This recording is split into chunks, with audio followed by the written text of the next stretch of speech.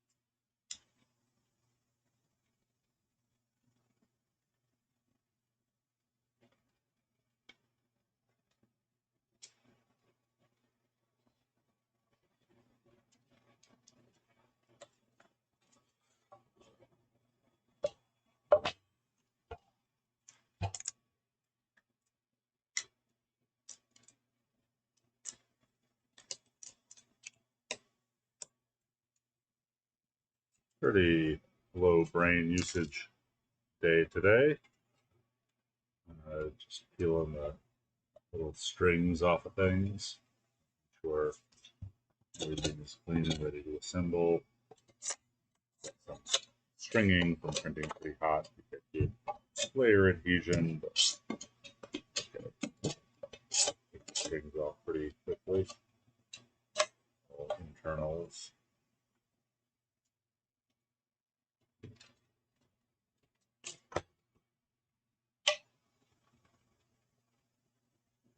Not a super interesting show unless somebody comes and makes it so.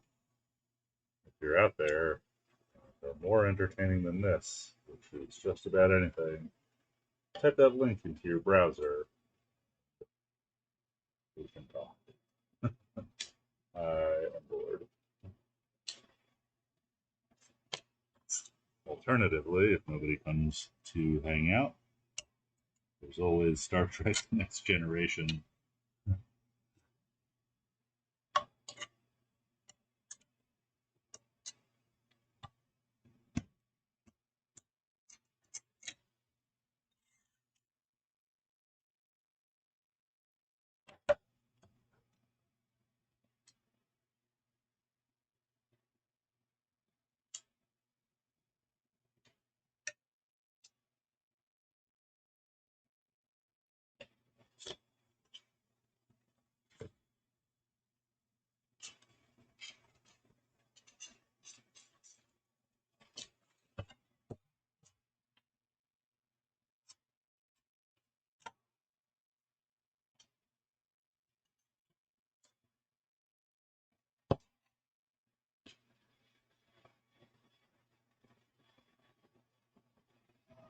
Test 1, 2.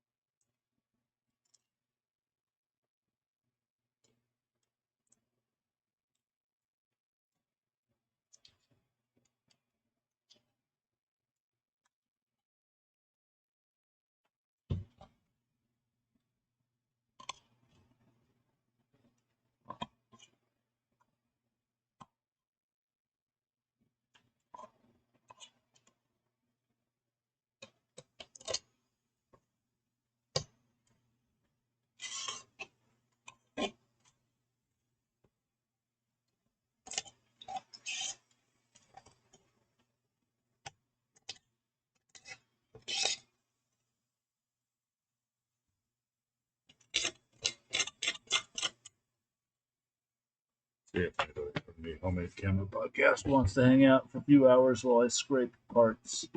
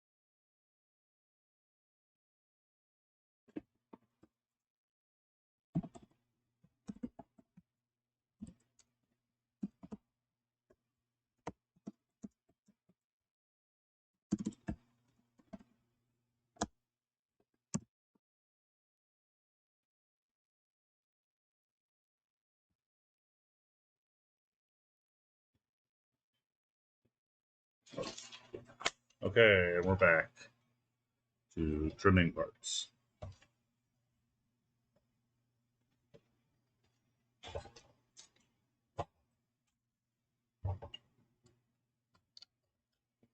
Time for a new razor soon. I like having a dull one on hand. Maybe I'll grab another handle. Have one dull one and one sharp one. Trimming the brim versus stringing between parts, surfaces.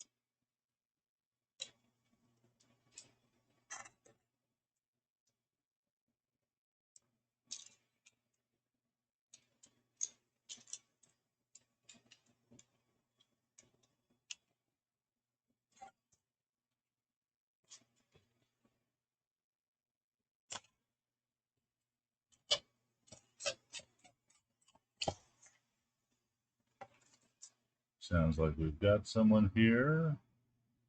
Let's see who it is. Chris Paraguay. Admit. Hello, Chris. You're live. Hello, Ethan. Welcome. Thanks for coming to hang out. How are you today? I'm good. How are you? Good. I am trimming, 30 of these self-developing back buckets. I've got all the printers running all the time on a 3-print 2-day, 48-hour cycle that only requires me to stay up real late once every 2 days. You're How are you? amazing. I can't. I don't know. Nah. Do you work on a? Have you been able to give up your day job and do this? Oh yeah, I mean, so my day job would be like, I don't know. Doing this anyway. Yeah, doing this for like a company that needs a machine built, more kind of like the Mongoose type stuff, but like a contract, not technically an engineer. Engineer, yeah. But yeah, I mean, there's always a ton of time between those gigs, so this is I mean, this is basically that if I got to work on, whatever I felt like. Yeah. Well, I occasionally see you, but I'm usually too busy to come and chat. What, with a real job and all? I don't know if I have a real job, but I do. I mean, yeah. I guess I'd have a real job. Yeah. Well, thanks for coming. What have you been up to, Chris? I've seen a few of your solar graphs of late that are beautiful. I really like when people actually shoot like a good foreground picture with the solar graph in the back, because I've seen the arc of the sun multiple times. Super cool. You know, I would do it as a demo, but like you're actually taking some photos that have it in it, but it's not just like, yeah, they were very good. The one, I think it was like under a picnic table, or like it was a very low angle of something. It was like, super impressive. I taped that on. It was a film can, snap cap thing. And I taped it to the leg of the grill of the backyard table. That's patio table. One of those.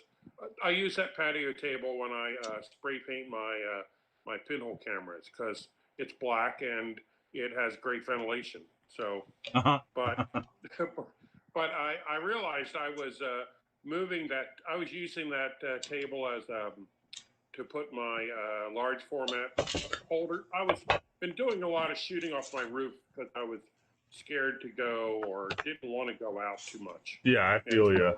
So that's maybe a really good photo set for for releasing soon, hopefully soon, or maybe in another 2 years. Yeah, so I was shooting a lot of. I was testing all my camera lenses there. So I had made what is that called? Symmetrical. 300 millimeter and a 220 millimeter symmetrical. Like a rapid rectilinear or a periscope? Yeah. I think more like a rapid rectilinear. Were they achromat pairs and symmetrical groupings? Yes. Yeah, cool. I have a few. And then I also made I think Chevalier, which is a meniscus and achromat. So I think that's what it is. Yeah, that's deeper than my knowledge, but it sounds right to me, right? That's in Alan Green's. His directions for that is in Alan Green's primitive photography book. So yeah, Alan Green is definitely. I would listen to him. That's cool. How were your results so far, or have you? Oh my God! So I mounted that lens. The pairs that I got from Surplus Shed are exactly the right size to fit in a 2-inch black PVC pipe. Perfect. Exactly. Perfect. Don't even need any shims to hold it in place. It's just press fit. Like it was made to be. And then that fit into I think it's a beta shutter that I had, or Alflax or something like that. I Uh-huh. can't remember. Alfax or But Baytex or yeah, it's a big hole in this shutter, uh-huh. and so I put one in the front and one in the back.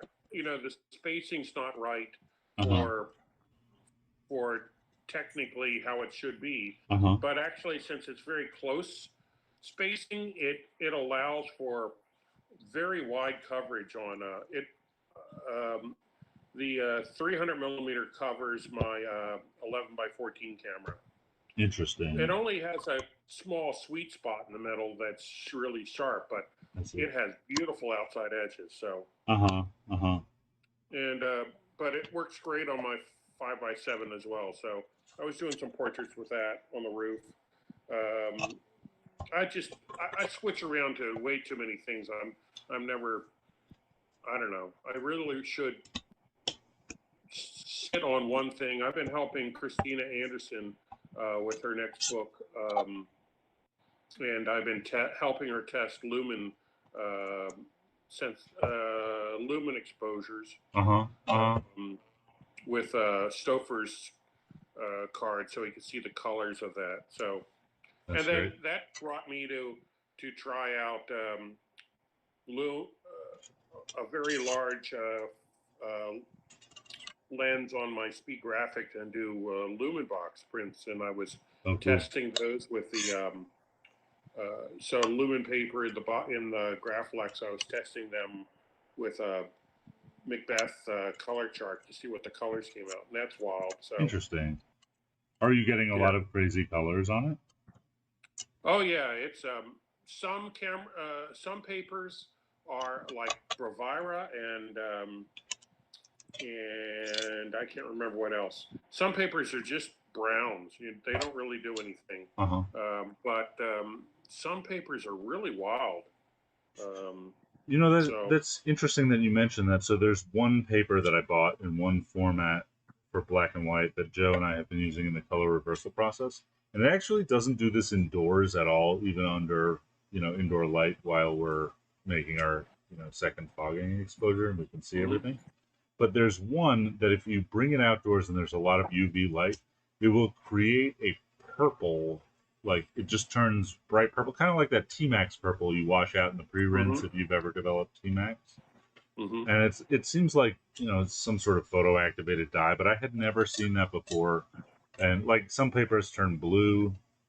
I haven't gotten down into solographs, I think, or what is it? Not solographs, both solographs and lumen prints, right? Because they're so impermanent. But I mean, I'm very curious about it, and there's like certainly lessons to be learned about the first stages of, shooting that paper in anything.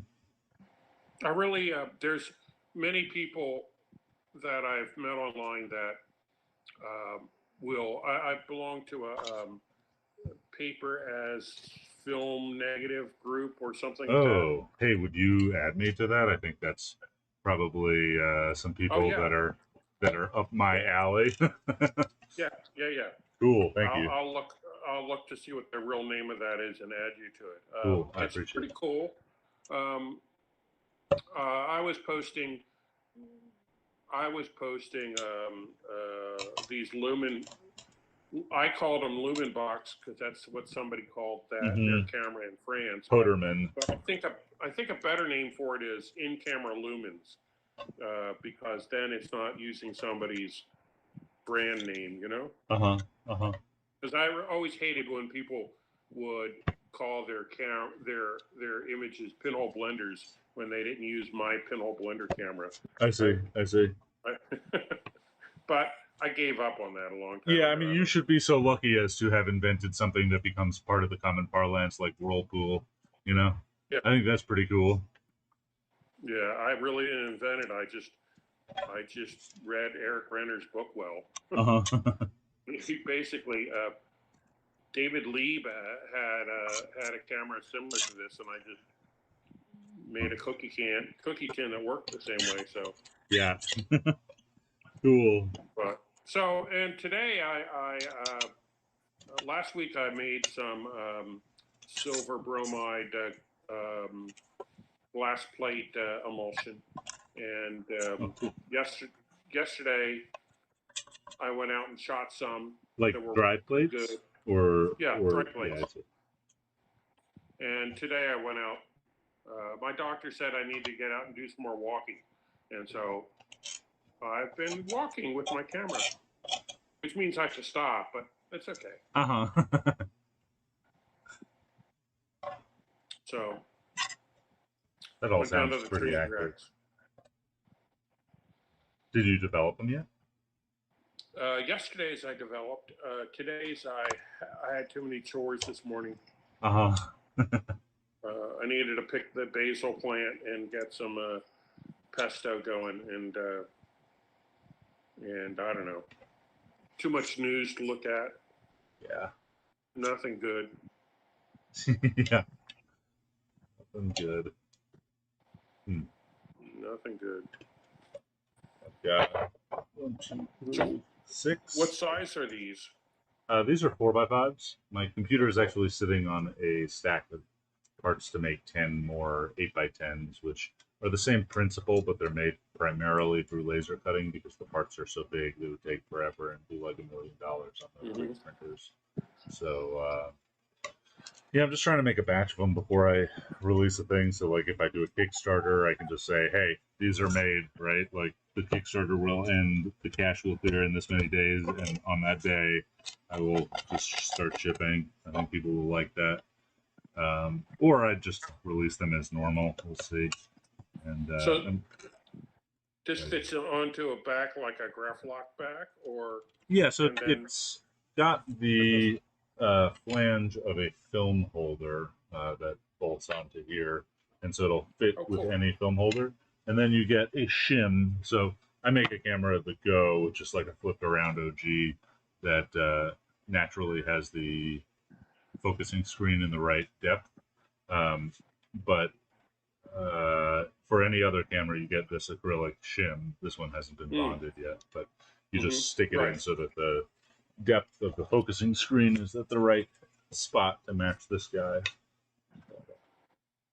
I think it'll be, it's like pretty niche. It's more for paper than for film. Like you could shoot film in it, and then like at some point, the problem is the anti-halation layer on the backside, right, or anything that's on the backside of the film. Like if you've ever processed film in a tray or like had it stick to itself, that's is no good. You got to get in there at some point if you're using a tray to develop them. But I think a lot of people will start doing the color and black and white reversal processes. Like if I can make it so easy that they can carry it around with them, I bought what's it called? The Stegman 5445. Oh yeah. The SP Stearman press.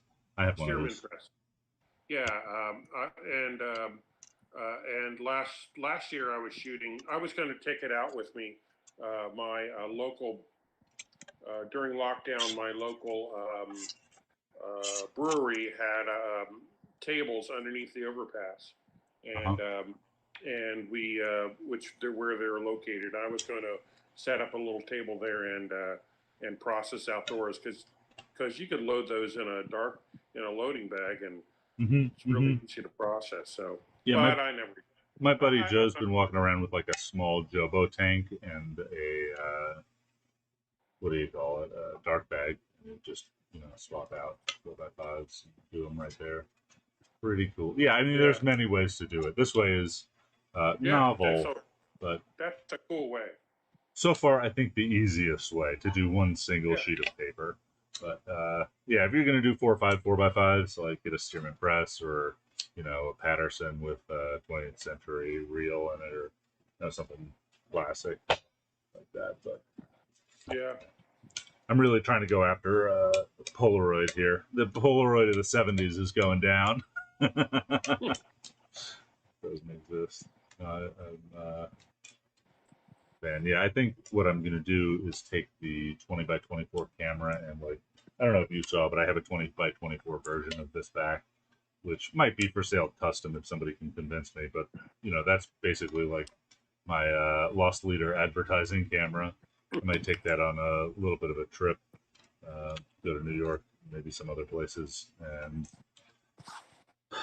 I don't know, maybe give some workshops, maybe just shoot some portraits, let people see the camera and watch the process real huge, and then sell these things out of the back of my truck like tour merchandise.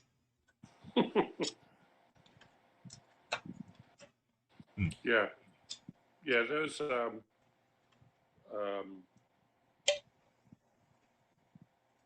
Those direct positive color prints were really spectacular. That I shot them with what did I use last year? I can't remember what camera I used. Uh-huh. I have too many cameras, I guess. I think it was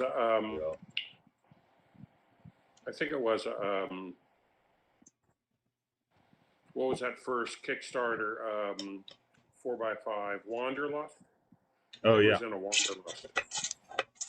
interesting. Yeah. And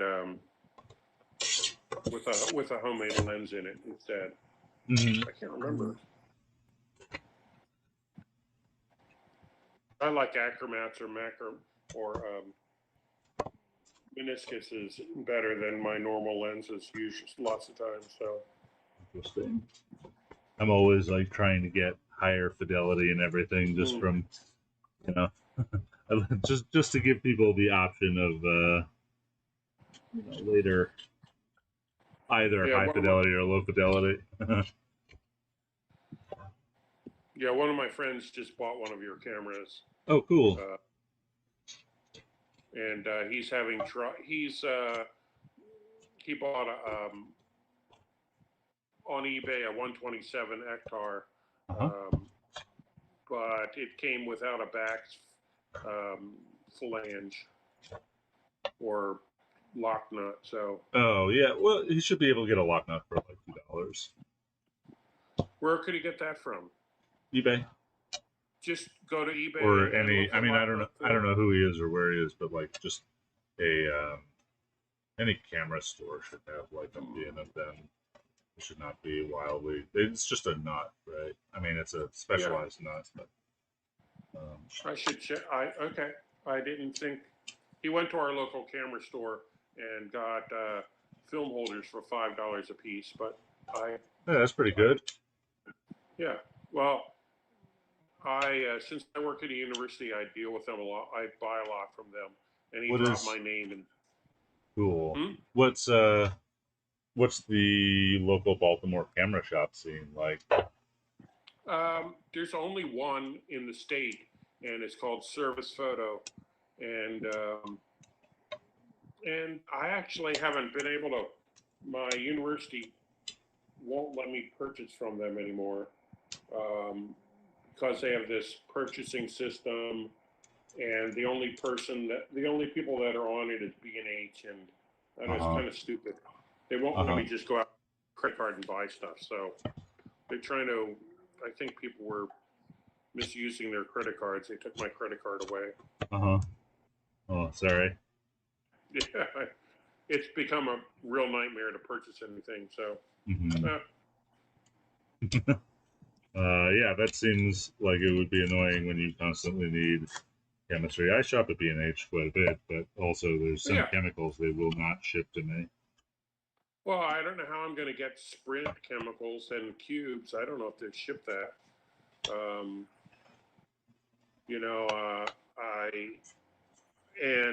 It was really nice. Service Photo had the Epson, or the company that sold their paper.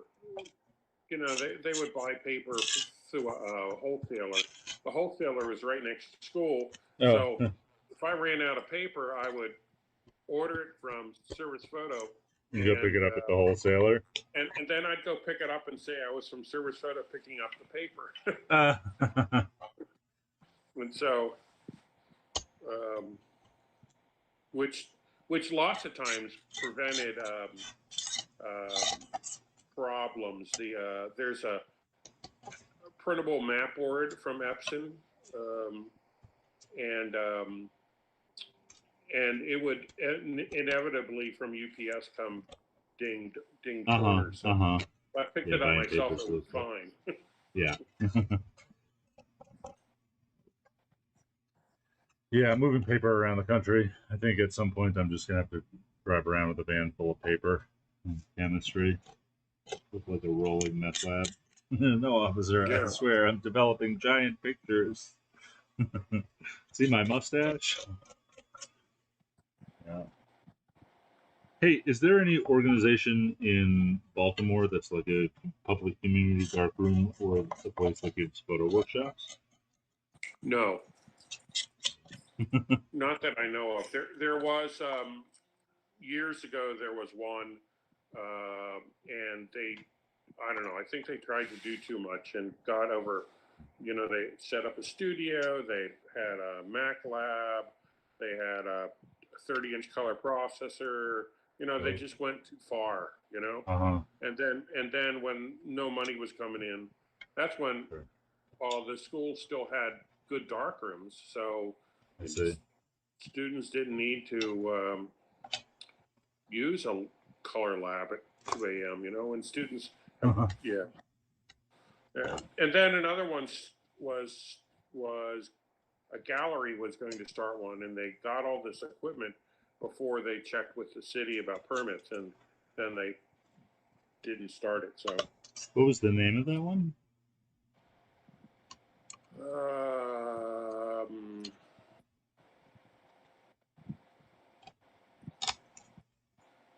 I'm curious. I just found a gallery that I used to do business with. Or I don't know if I actually did any business with them, but I did business in Durango and like stopped in and saw them. I found out that they closed in 2014. They always had some very good prints in stock. It made me sad. I could never afford to buy them, but I like to go look at their gallery. Find yeah, I like can't Steichen remember prints. the name of this gallery. I've been there a few times. We had our MFA thesis, an MFA thesis show was there Oh, cool. when our gallery was inoperable. Mm-hmm. But I can't do names. Yeah, that's fair. I mean, it'll come to me later on. Yeah. Probably while I'm drinking beer someplace. So I go, Yeah. oh, which will be too late.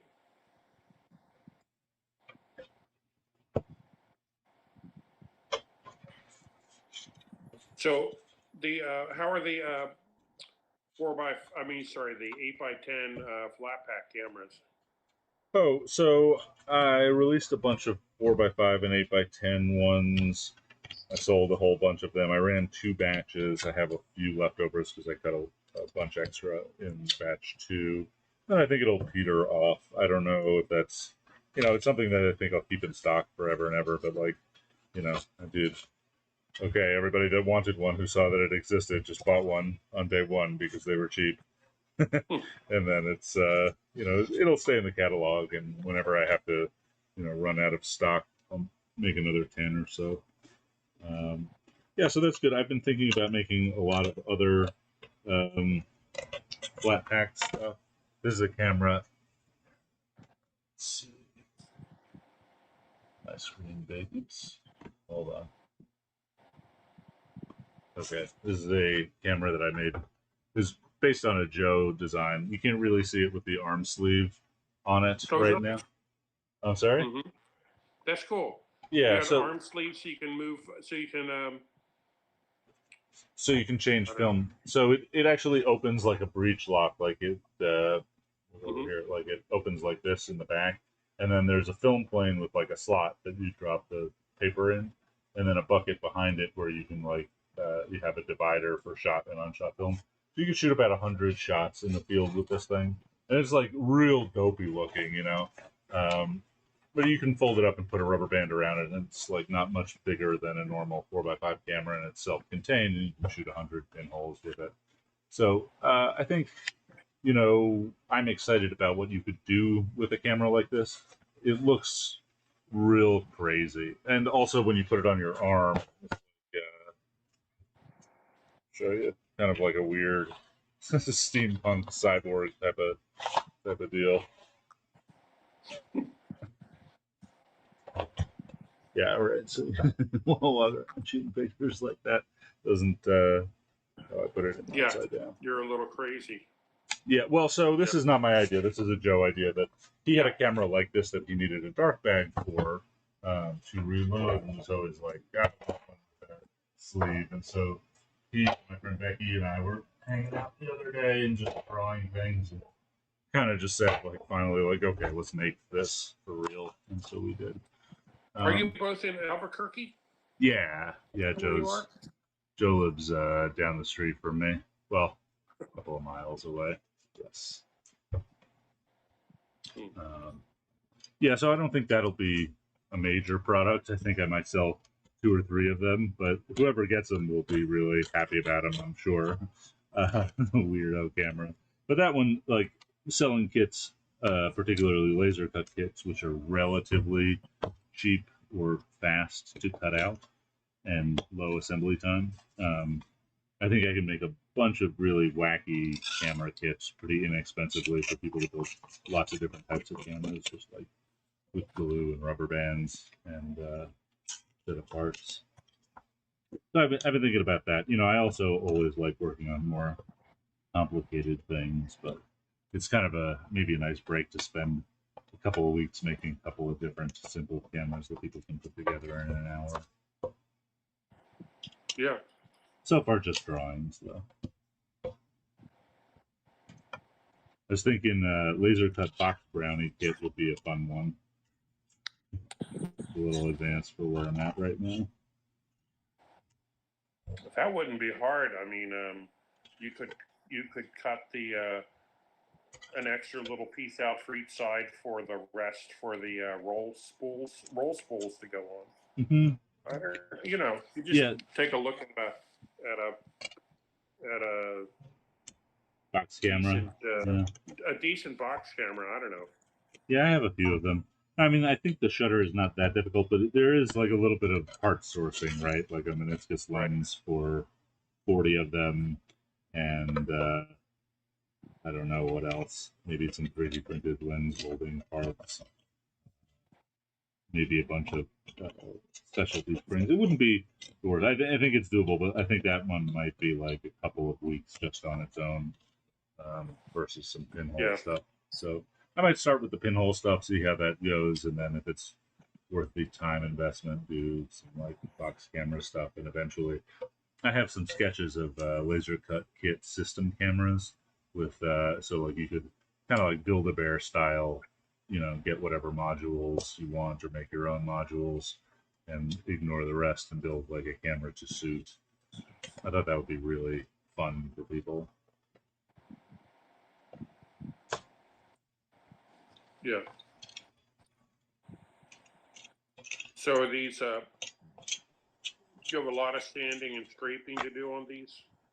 Not a lot. So I prefer to print these These are the sort of tray buckets for the 4x5. I prefer to print them pretty hot so that the layers bond pretty well and make a good seal. But that also means a little bit of runny nose when the nozzle is, you know, moving between surfaces of the part. So you just get like kind of this stringy, fine stuff. I don't know if you've dealt with it. Also, it's a fairly large part, so I print it on a very stiff glass bed, and I print it with a thing called a brim, which is basically like, see this at the edge of the part, they just print one layer a little bit thicker than the part, so that it has more of a suction cup to stick to the glass, and so I have to break and trim all that off.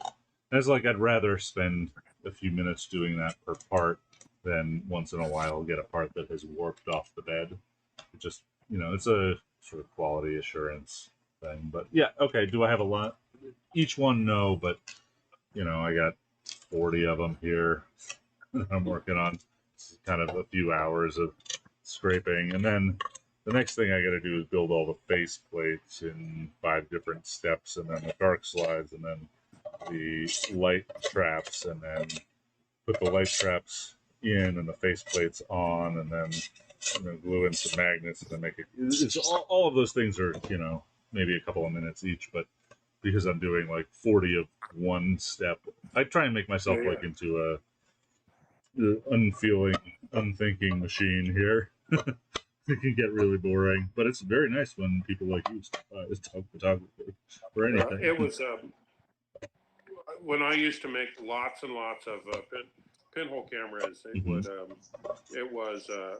kind of that way. I really hated it, and but I would do all the hole punching, the side can hole punching with my big lever press, and do all that for 100 at once, and then spray paint them all, and then put the parts in each one, and instead of working on one all the way through, got to work on the little parts. Yes. And, yes. And then it was always helpful for me to have an assistant help me because then when we got tired, we'd go out and have beer, Yeah, yeah.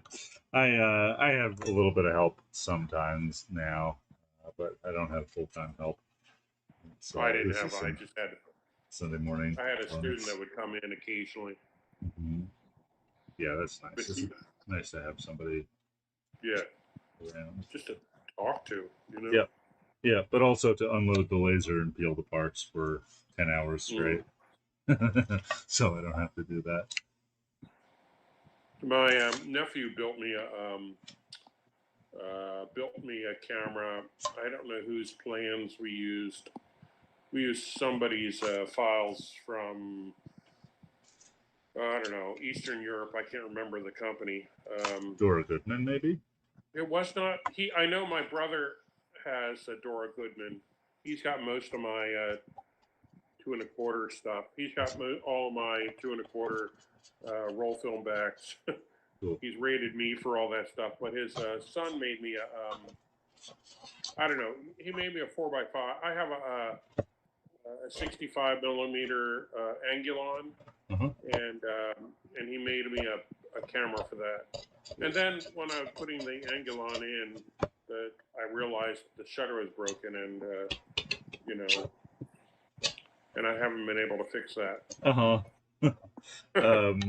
It's just like a Schneider 90 millimeter Angulon 6.8. It's a 65 millimeter. Oh, I see.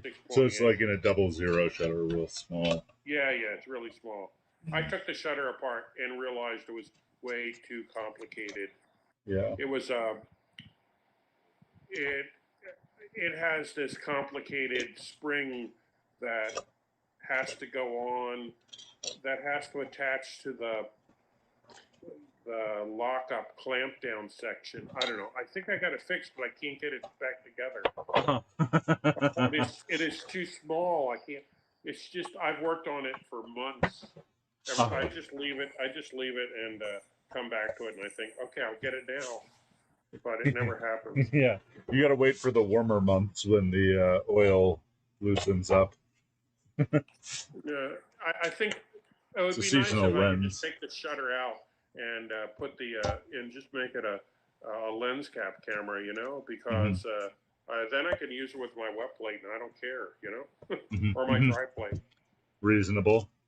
Right, because it'll still be wide angle, but I can't use it. I had put a meniscus lens in it, and I was testing out colors on the lumen in-camera lumens, and the sun melted the camera. Yeah, because my nephew used crappy filament. Yeah, he's just in high school, so I gotta. Pretty good. Yeah, pretty good. When his school went on lockdown, they let him take a printer home with him. Oh, cool. That's super nice of them.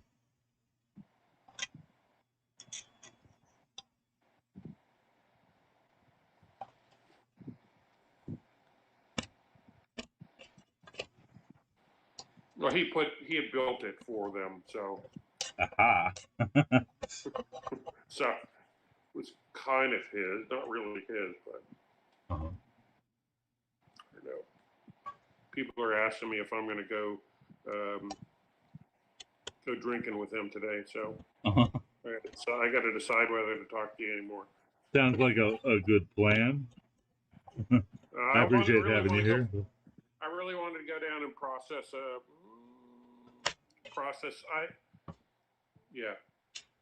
want to go down and process my film. So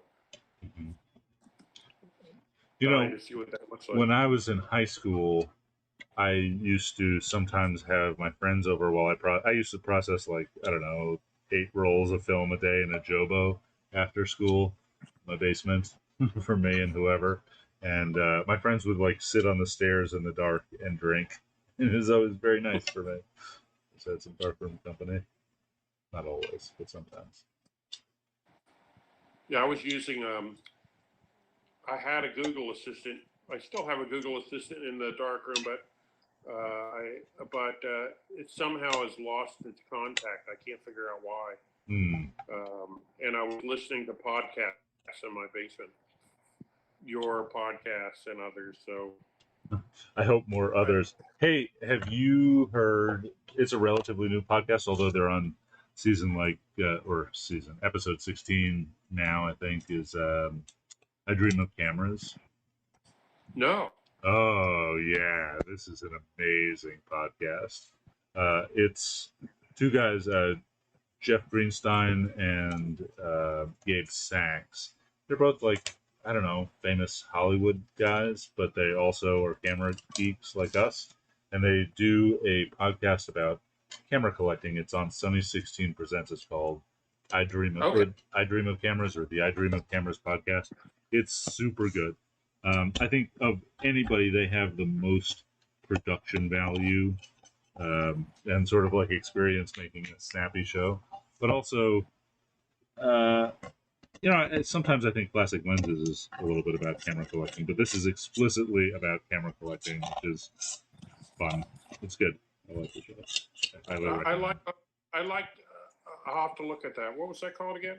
The I Dream of Cameras.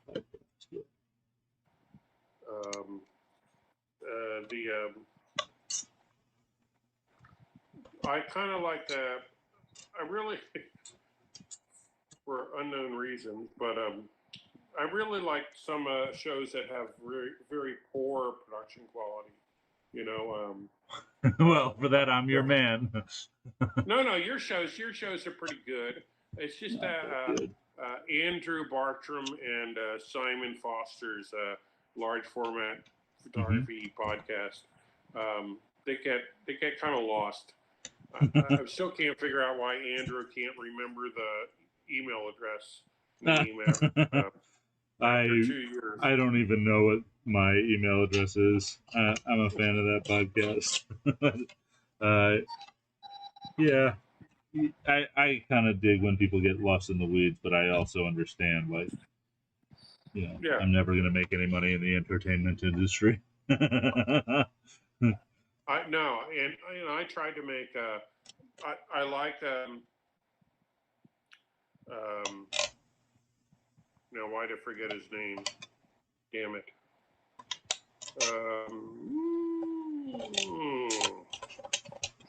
Who's your friend in Albuquerque? Joe Van Cleve. Joe, yeah. I was thinking Chuck, but Chuck's somebody else from Pinhole Work. Yeah. It's hard to remember people's names before you've actually, like, met them face to face. Once I got a face, it's cool, but I've known Joe for a long time in so many different pinhole groups, but never met him face to face. A lot of the people I know from face to face I met through F295 workshops, which was a thing a while ago. Interesting. But Joe does really nice videos. Both of you guys do nice videos. Well, it's mostly Joe's video making, for sure. I respect him as an auteur. I am less capable for time and energy. I will forget what I'm thinking of saying and have to stop and have to do so many edits and. Yep, that's me. I had to I was teaching from home and made lots of videos for my students in different processes, but they're not very good. I realize I'm not cut out. I could answer questions on a podcast, but that's all. I'm never going to be a host. Well, so I don't know about that. Like, I think I feel the same way, but also, you know, if you see any of my more produced YouTube videos, not that any are like high production quality, but there's certainly some that are lower than others. But like most of the time, I will just talk for like 30 minutes and like spend a lot of time silently, you know, thinking, looking off, and then I'll cut what I'm trying to say, and then I'll watch that a few times, and then I'll probably have to re-record it, right? So like I have me saying something like, it's lightweight, it's a good value, or whatever the marketing pitch of the day, or the technical stuff usually is pretty straightforward. And then I'll just, you know, cut and make the worst jump cut video. And sometimes I'll just use that, right? Because I'm lazy about YouTube. But also that jump cut video is like, oh, okay, this is what I need to do now. And then you just pretend to be the AI version of yourself. I think you could be very decent at it, right? You have the technical information. Yeah, I don't It's know a how many hard of my thing. students. I don't know how many my students actually watch the videos because I sometimes ramble on for way too long. So, Uh-huh. but you know, I had them all shoot solograms, solographs, lumen box, and do lumen print, and most of them were able to do it. Uh-huh. You know, How many kids were in your class?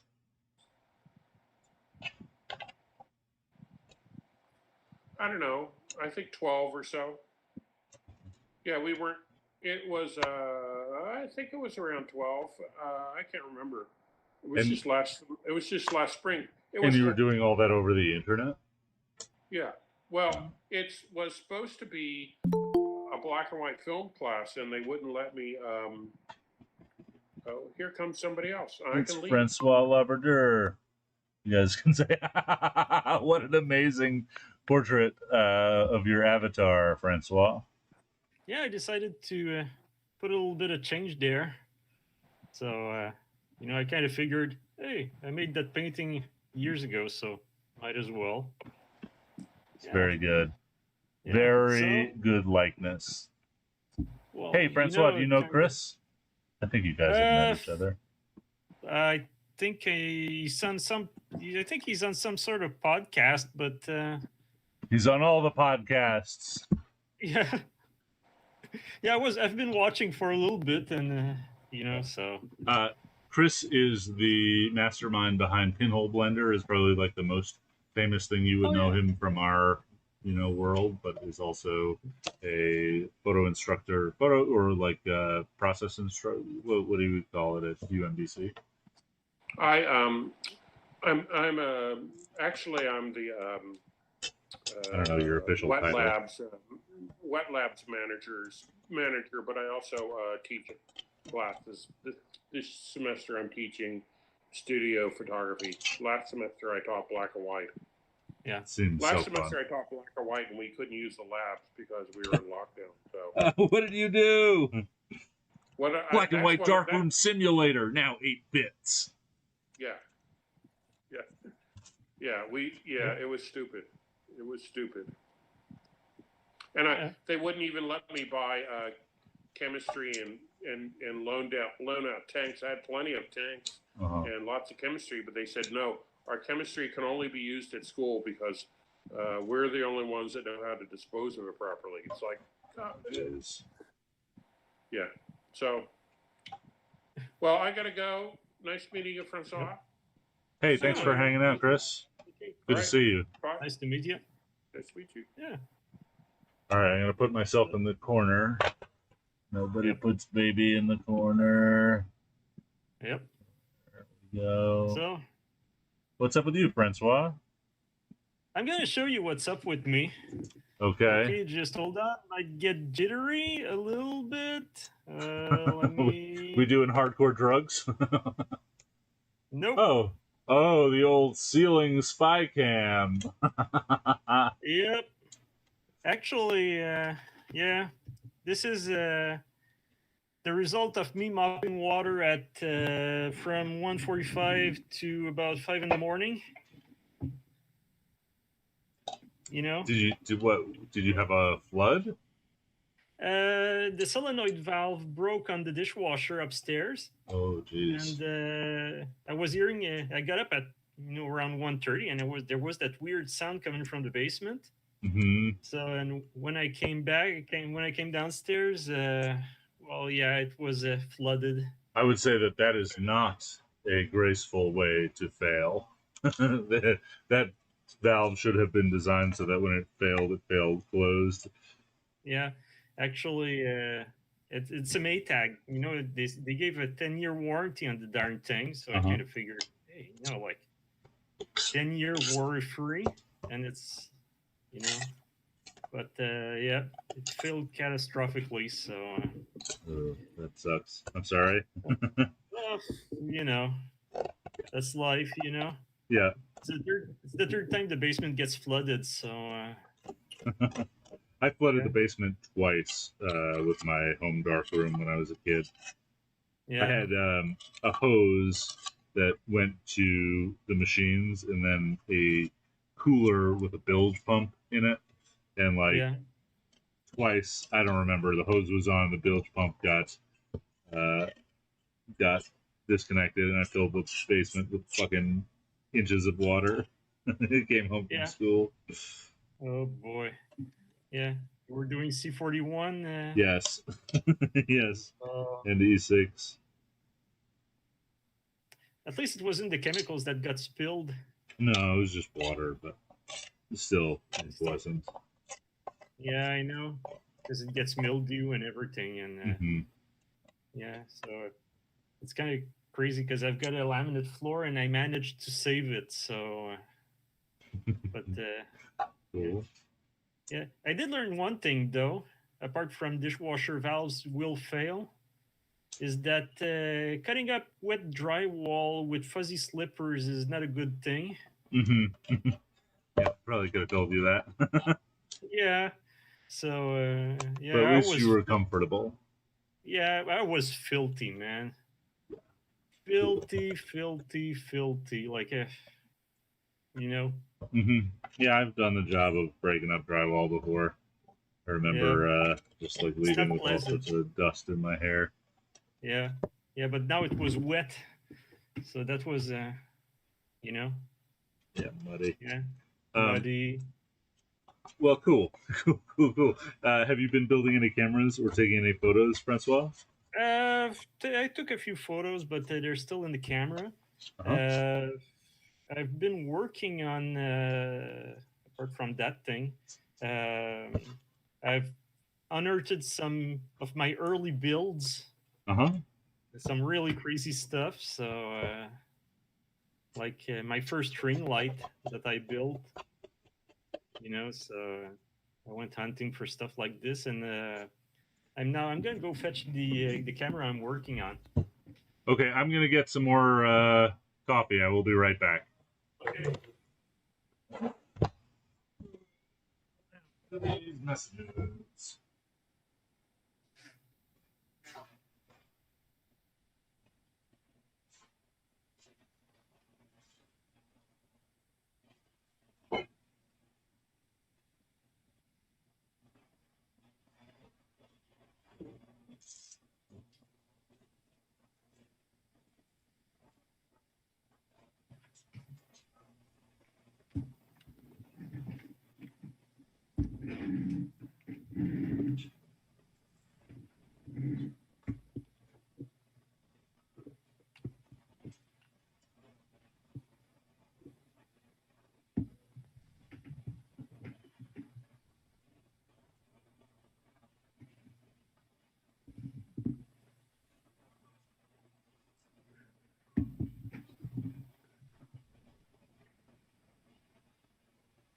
No,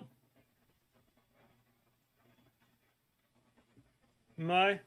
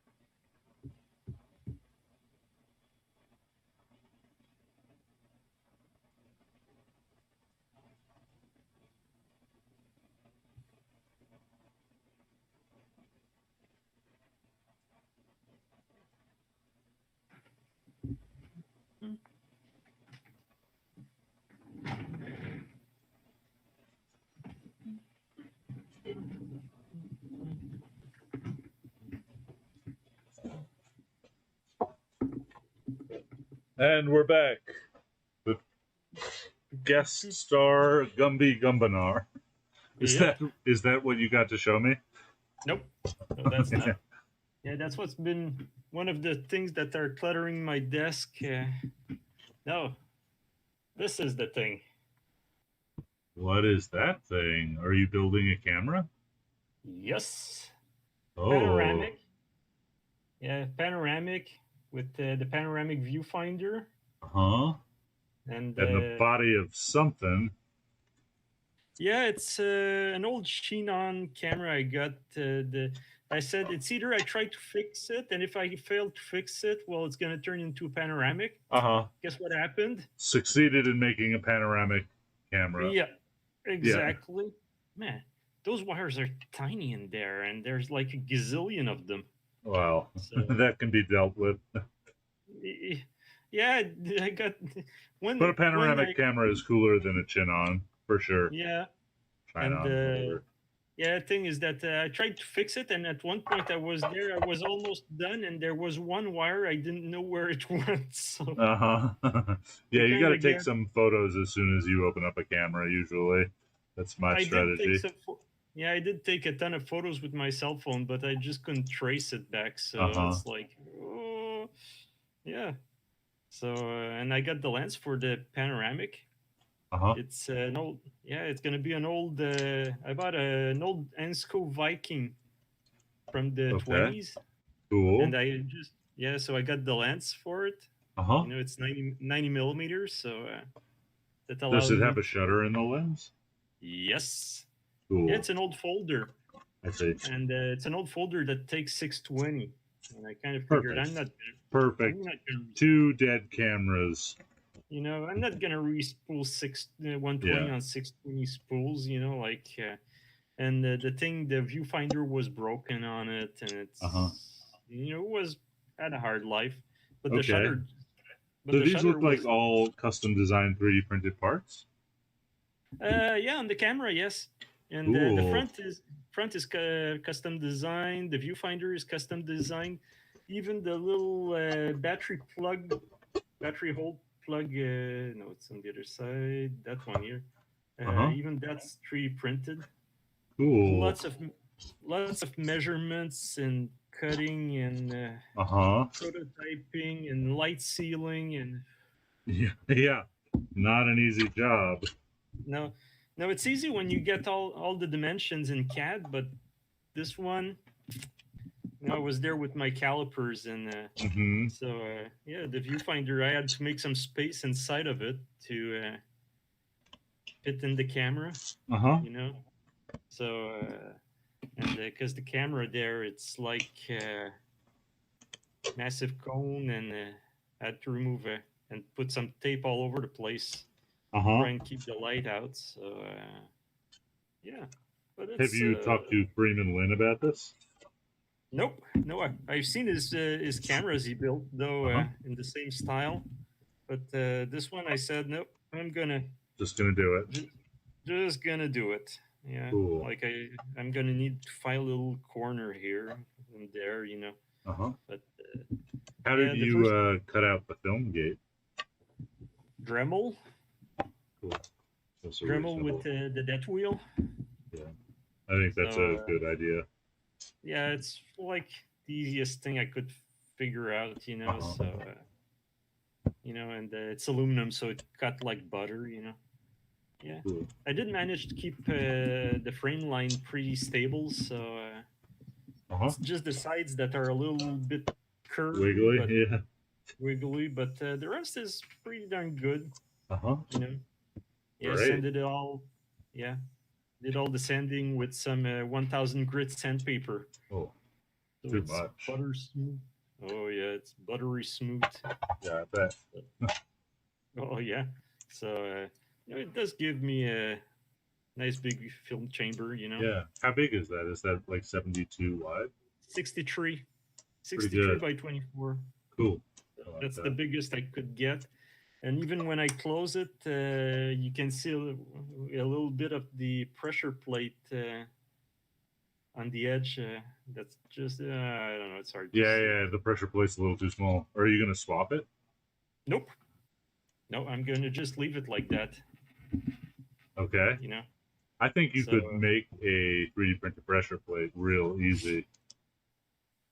Yeah, probably, but that would Unnecessary, mean- maybe. No, it's not going to be necessary because that would mean removing the rivets and I see. This thing's held like it took me a month to disassemble it without wrecking anything. Uh-huh. You know, because this thing was a pain, Yep. really a pain. I've never seen a camera held with tape inside from the factory, you know, and I wanted to salvage as many parts as I could, so that was, Uh-huh. you know, I couldn't just go there with a wrecking ball and hammer Uh-huh. and chisel. Uh-huh. The Ethan method. Yeah, the Ethan method. Yeah, you know, so I I can't kind get of, something out of my car. I always have a big enough hammer yeah, to remove it and probably some adjacent pieces. yeah, which is never the good way to do things, but Yeah. you know, it's for fixing the car. When there's something stuck, I got an impact wrench, so because we do change the tires twice a year, so I see. you know, one thing you save by living in the south. Yes. Yes. One set of tires. Yeah, yeah, because it's kind of crazy here. We got all the worst weather. Like we were just out from a big heat wave. Excuse me. Oh, no problem. You were out Yeah. where? Yeah, from a big heat wave. Oh, that's it. Yeah, if it was like 40 degrees humid, Wow. you know, it's like I don't know, it's well over 100 Fahrenheit. So, That's That intense was- for Montreal. oh yeah, that's intense. And you know, there was just no you'd just open the door and you'd go. Yeah. You know, it was really stopping. So yeah, so that's you know the weather we've been having, and Wait, so can we go back to this camera? I still got questions, Francois. yeah, I'm no problem. into it. No problem. What else do you have to do? Looks like you got to make a lens mount of sorts. I've already designed the lens cone as a two-part system. Uh-huh. Okay, so that way I can adjust for infinity. I thought of doing it one part, but you know, Yes, like scared. It's very hard. You'd have Yeah, to it scared trim. me. Yeah, so I decided to make it two parts, which hopefully will fit. But now to print the lens cone, it's a 6-hour job now. Hmm. That's So pretty the quick. printers, so Pretty quick.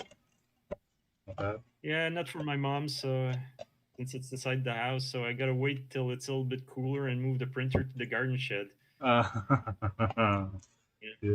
Yeah, she doesn't like the smell of PLA, so Yeah, Laura doesn't either. Moving You know, into the so- shop really helped their relationship. mhm. So I kind of figured that if I still want to get my 3 meals a day, I'd better, Yeah. you know, Right. be compliant a little bit. Uh-huh. So That's yeah. fair. Yeah. So So is it just going to shoot at infinity, or do you have a helix on it? Or does yeah, it? there's a helix on it. Actually, it came on the folder. Cool. So which is it's from infinity to 5 feet. So, so That's very good. and it's got 3 shutter speed plus time and bulb. Perfect. So I kind of figured that for a panoramic, well, Yeah, I think that's a good one. that's a good one. It's 90 millimeters though. I would have liked something a little bit wider, but yeah, I like 50 or I 65. Yeah, but I worked with what I've got. So yeah. Now all I hope is that I designed the viewfinder correctly. Because I don't have any reference to how wide it's going to be on the film plane. Oh, yeah, you can figure that. We can do that math together. Yeah, well, I kind of figured that at 90 millimeters, the lens is a 90 millimeters, so 90 millimeter to infinity. I just made an inverted cone and plopped it in my design. Allowed a little bit of space for the eye at the back. I see. And, so once you start having compound lenses, what I found is 90 millimeters don't have a 90 millimeter flange focal distance. I think you're going to actually have to make a measurement here. And usually what I do is I have an old beat up crown graphic. And I just throw it on there, focus it at infinity, lock the front standard down. And then I use a plunge gauge on my caliper. Do you know how to use that? Yeah, I know to measure the depth, Yeah, and maybe sometimes with a block to keep it, perpendicular centered to the surface. It doesn't have to be centered, it just has to be perpendicular. And I measured it on the camera it came from, so. Oh, yeah, that's perfect. That's perfect. So if that's 90 millimeters, cool. That is the correct measurement. 90, roughly 90. It's like, I kind of figured that for a viewfinder that's just a hole in plastic, it's going to be, should be close enough, but yeah, making that finder took me forever though. Well, making a pyramid that's not a pyramid it's not obvious. What software are you using? FreeCAD. Okay, I'm not super familiar with FreeCAD. I've seen it like in 1 or 2 videos, but I have not done it. But generally, I will just draw a prism, right? Yeah. So it's like flat top and bottom, but have the first angle. And then I'll draw a plane halfway through the extrusion of that prism. And then I'll draw the second angle, and then I will do an intersection extrude up and down. And then I have the pyramid. And then I can subtract that pyramid from the eyepiece. Yeah. What I did is that I created a wedge. Took me forever to understand how their stupid wedge widget works. But with the wedge, I was able to do it. And the thing is that what's pretty weird is that the wedge is always horizontal, on the XY plane. So you create it like that, and then you rotate it. So, so that it's kind of can intersect with another wedge. Yeah, well, the other wedge was just a block, so. Wait, is FreeCAD just object-based only? Do you not just do sketches and extrusions? Yeah, you can do sketches, but it's like I kind of like working with objects because it's easy. I can use they got a spreadsheet function on it, so I can use this and set some parameters so that if I say I want my window to always be this dimension no matter what. I work with variables as well in sketches. Yeah, so I find that objects and the spreadsheet, usually works pretty darn good. So I usually use variables for sketch dimensions, which will then follow through to object dimensions, and then when I want to edit the object, I just go back into the sketch or the formulas. Yeah, I think working with objects is really hard,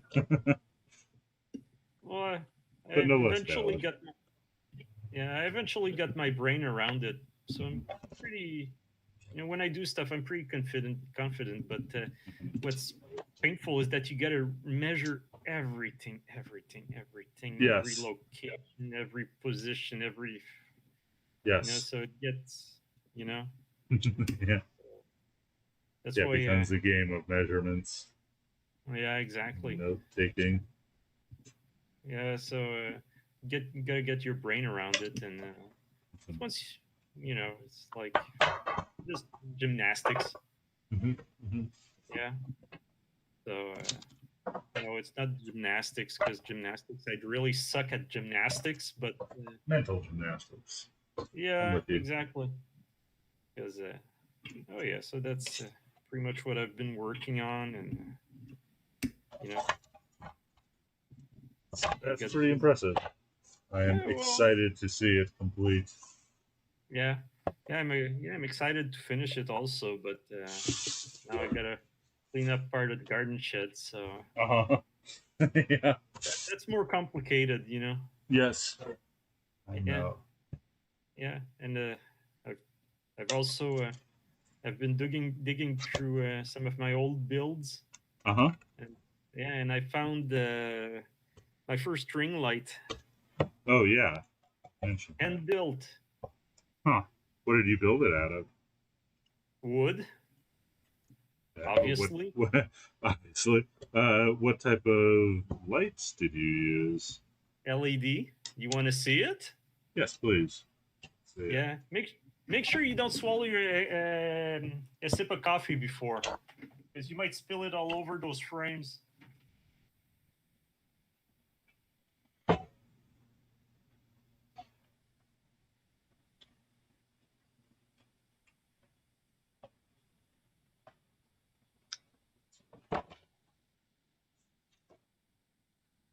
It's a little bit,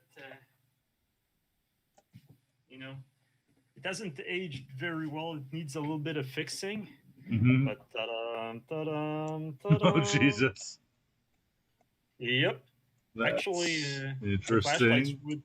the flashlights were adjustable so that I could aim them at my object, Uh-huh. and it had a little So can you back string up just a adjustment. little bit? Yeah, hold on. Yeah, That's hold great. on. Yep. This should be a So it's product, got my friend. yep. So it's got an adjustment for the angle of the light with you just twist it with a spring and a piece of an old that's an old paint roller, Uh-huh. and it's got hand grip on the left side, so I can Uh-huh. operate my Nikon. Pretty nice hand With grip. Did you carve that yourself? yes, Uh-huh. yeah, yep, with a big rasp. I even built. This was totally insane from my part.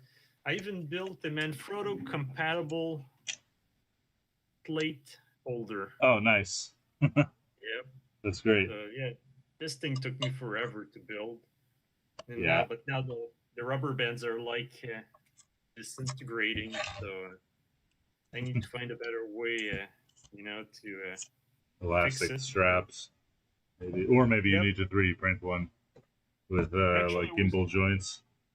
yeah, or something, because now they're held with wire, which is took me forever to make the hinges and Mm-hmm. you, you know, because it's Mm-hmm. all twisted wire and eyelets and bits of wire insulation and you know, pretty much you name it.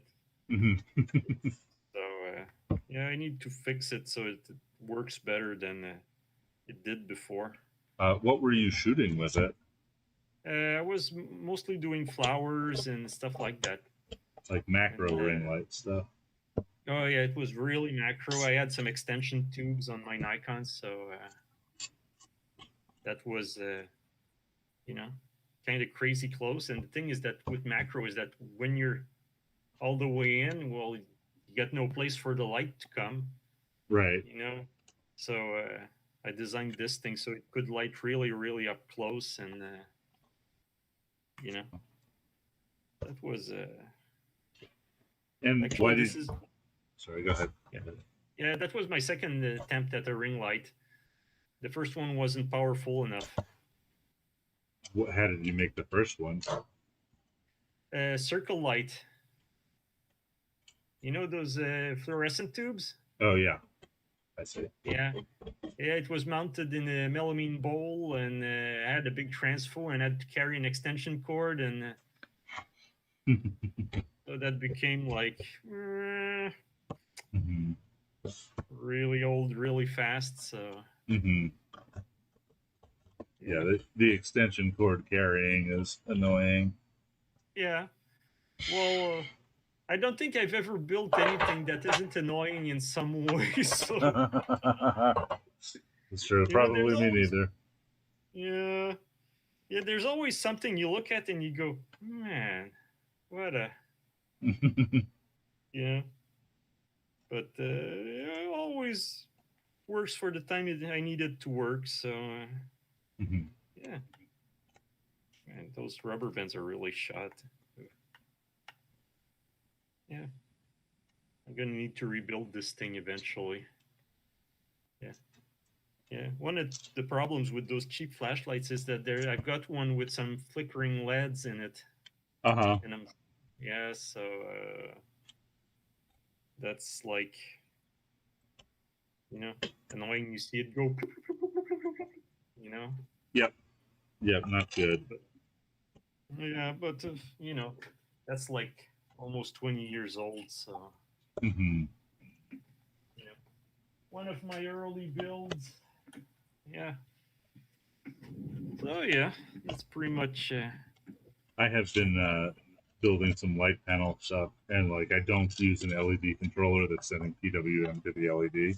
I Yeah. just burn off the power and some resistors and hook them up Yep. so they incandescent, right? Like, or Yeah. Yeah. You just need a resistor and yeah, they're that's simpler than another one. They eat way more power, but like the light quality is much better for the purpose. And like so what? It's a few LEDs yeah. consuming twice the power. Doesn't Yeah. matter. Yeah. You don't. Yeah. LEDs. You know, twice the power of 4 watts is like. Yeah, it's, I You mean, know. Oh yeah, it's still fine. Yeah. Yeah. I was thinking about something.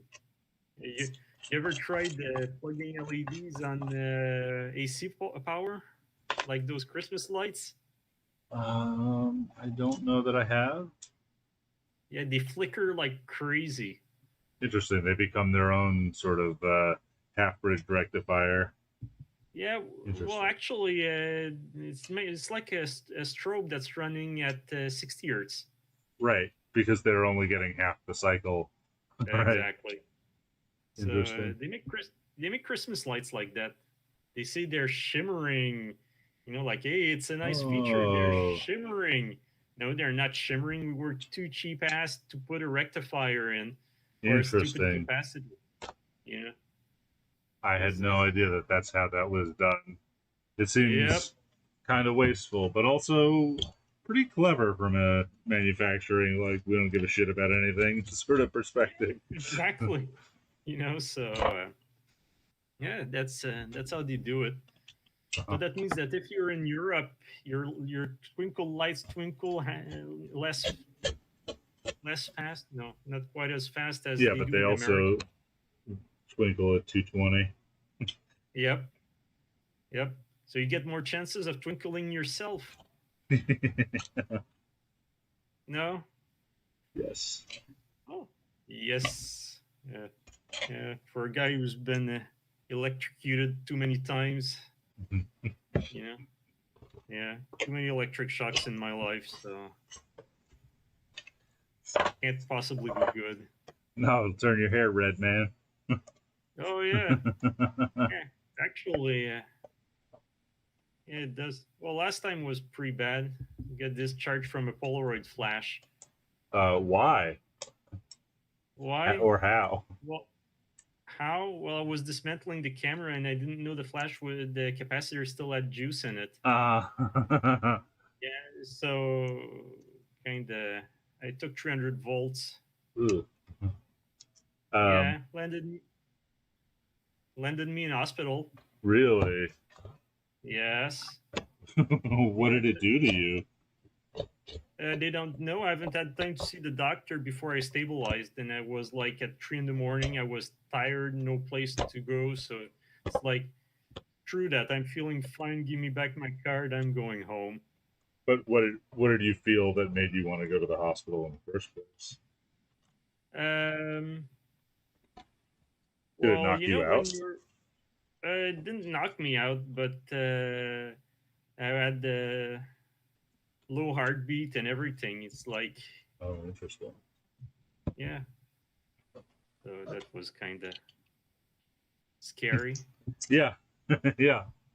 I like to look away and touch the contacts of caps with a screwdriver like this, like a plastic handle flathead. I do it like this Yeah. in case anything Well, actually, pops. I did that before, and I've already got shocked also. Uh So huh. yeah. Yeah, mine is not the So, most pro way. I no, guess you that is should not. So now it's discharge like, across a resistor meter. yeah, my mom's so scared now. If there's something electrical, it's like, no way, you're not touching that again. So you know, but you know, little stories like that.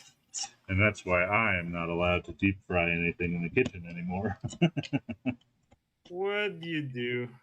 I lit our kitchen on fire once years ago. It's Okay. a thing. My grandpa did something similar. Yeah. Yeah, he got burnt. So yeah. Actually, if he didn't have a dog, the house would have burned down with him in it. So Wow. yeah, because he put some oil on the stove with some to do some fries, and he went downstairs. Oh, jeez. Yeah, because he was a smoker and he was rolling his cigarettes in the basement, and the dog kept panicking. So yeah, when he saw that the kitchen was on fire, he took the pot of boiling water and he threw it out the back door with his bare hands. He got Ah, both hands burnt. Yeah. jeez. Yep. And after that, it was no more French fries. Yes, that's exactly what happened to me, except here we call them freedom fries. Freedom fries. Yeah. Uh, British chips. yeah. No. Freedom fries. Did you call him? Did you call him like that? No. It was a dumb No. American thing for a little while. They're French fries. Yeah, I know. I remember. It was like, who cares? Like, you know. Yeah, the French did not support our war for oil very briefly, like in a public Yeah. setting, and some Congress people were like, "We're gonna, we're gonna name them freedom fries." Freedom. I Yeah. ain't need nothing French. I'm pridefully stupid. Yeah. Yeah. These were the Bush days, eh? Yeah. Good times had by all. Oh man. Yeah. All I remember is that these were the days where everything was painted brown, and because the color brown was in, like, I couldn't see a guy more miserable than me. Brown. That's not a color. That's like leftover paint or something. Yeah. Yeah, brown. I don't think there's any color I hate. Uh-huh. Yeah. And beige is even worse because it's brown that doesn't assume its own personality. You mean like camel color? Yeah, camel color or beige or, Uh-huh. It's like, no way. I won't dress in brown pants. Can't catch me dead. So you have very strong opinions on fashion, Francois? Always have. Mhm. Yeah, yeah, especially that color. Mhm. Yeah. So I've never had strong fashion opinions. yeah. Well, I don't usually do, but some colors are just offensive to me. So Uh like yeah, you wouldn't have caught my grandma dead in brown either. So huh. It is bad yeah, luck. it is bad luck.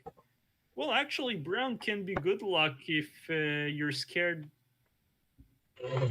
clueless. You know. Oh, you cut out. Hmm?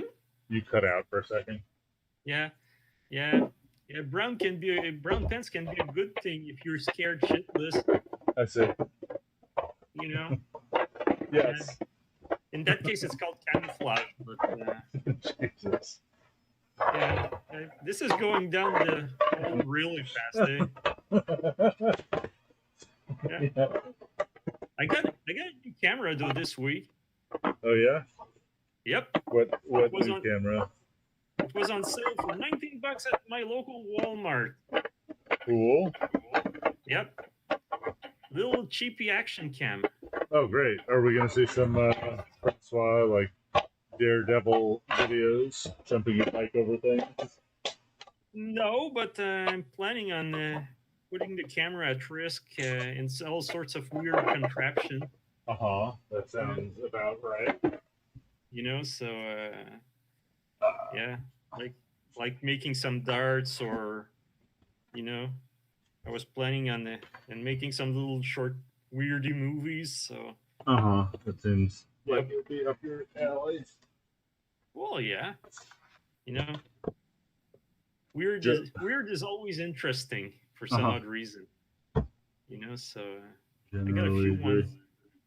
Yeah, I got a few ones that I have a few ideas for that use the force of gravity extensively. So yeah.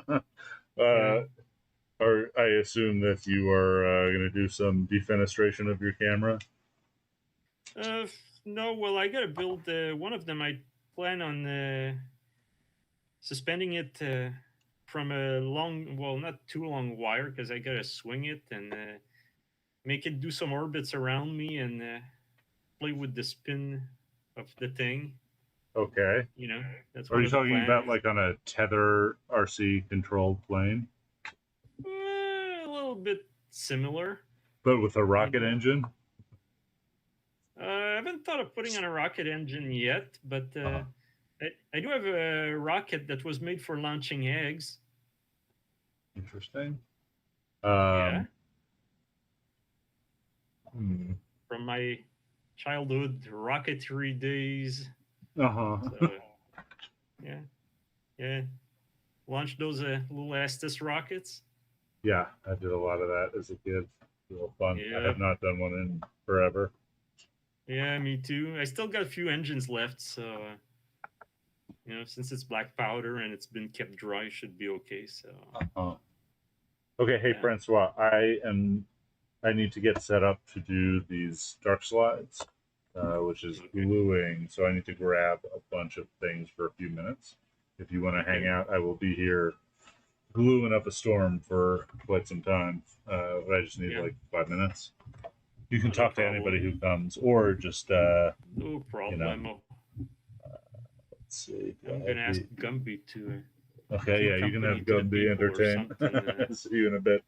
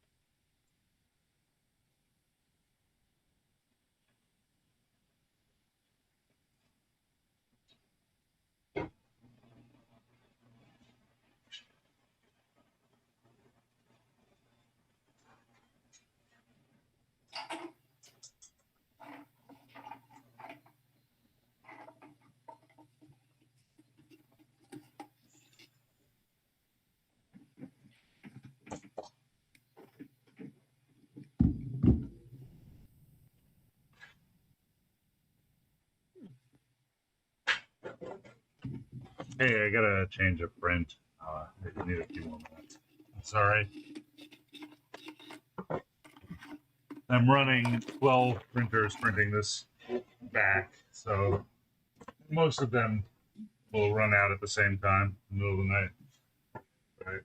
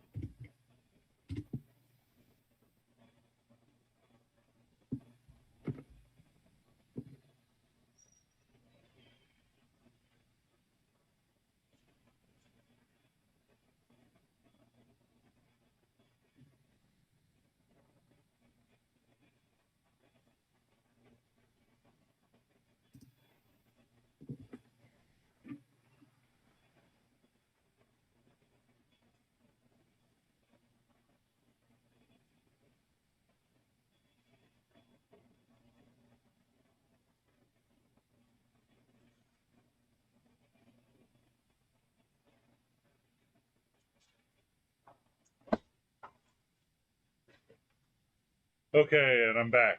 Sorry about that.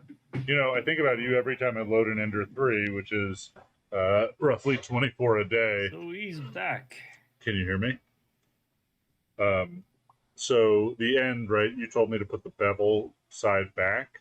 Sometimes that works, sometimes it doesn't. So what I find is if I can take a loop, and as I'm feeding it into, Sorry, Ethan, I can't hear a word you're saying. I think your mic's closed. hold on, test, test, test, 1 2 1 2. 1 2 testing. Can you hear me? Yes. Okay. I was saying I think about you about 24 times a day when I reload the enders. So you had told me to put the bevel side back to feed it through the extruder. I found a better way. I found a better way too, which is that you start like that, and then you have a loop, and then you use the loop to turn the end over, right? So that you can rotate the bevel as it's going in, and then it's like, yeah, easier. Yeah. And Yeah. it'll find What I its way do is, in. yeah, what I do now is that I've started doing this since I got my filament sensor on, Uh-huh. and the thing is that it's got the big bearing and the little roller Mm-hmm. on top. Yep. Well, on the bottom, I mean. And if I cut it sideways, I have a hard time pushing it through Uh-huh. because the small wheel is basically too small. So what I do now is that when the wire just comes like that, trying to get my lefts and my rights. Uh-huh. Okay. Hold on, let me. Okay, I got it. Okay. What I do is that I clip it really parallel. Uh-huh. Interesting. Okay, so that it makes a bevel that's even on both sides, so I can feed it directly through the filament sensor and then into the extruder, and with a little bit of wiggling I can get it almost quick change. So Interesting. yeah, and new technique I've developed because my printer is now anything but standard. Yeah. I have a very good friend who's very smart, and he found like a deal on an upgraded Ender 3. And I was like, dude, like, one, you don't need, there's nothing that you need to do right now that our stock standard Ender can't do. And like the community support becomes atrocious once you start modding, right? Like everybody has a stock standard Ender, which is the best part about it. But, Me, I do everything through Octoprint, so you know, like the filament sensor is hooked up to Octoprint. I've got this week I printed and assembled the shutdown button so I can shut down the Raspberry Pi without having to go to the terminal. Oh, cool. Yeah, uses the GPIO pins. And so now I've got the filament sensor and the GPIO pins that are and so the filament sensor doesn't go to the printer at all. It just goes straight. That's cool. Straight to the Pi. Yep. Which is way easier because I don't have to flash a custom firmware. Yeah. You know, I just need to use the filament sensor simplified plugin and.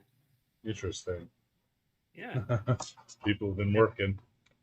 Oh yeah, because yeah, so far on my printer I've got a custom feeder reel for to align the filament a little bit better.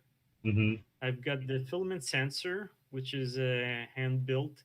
I found one on Thingiverse and I modified it because I didn't like their design.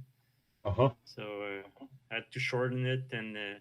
Because the filament was entering at an odd angle and it was hard to feed through, so I cut it with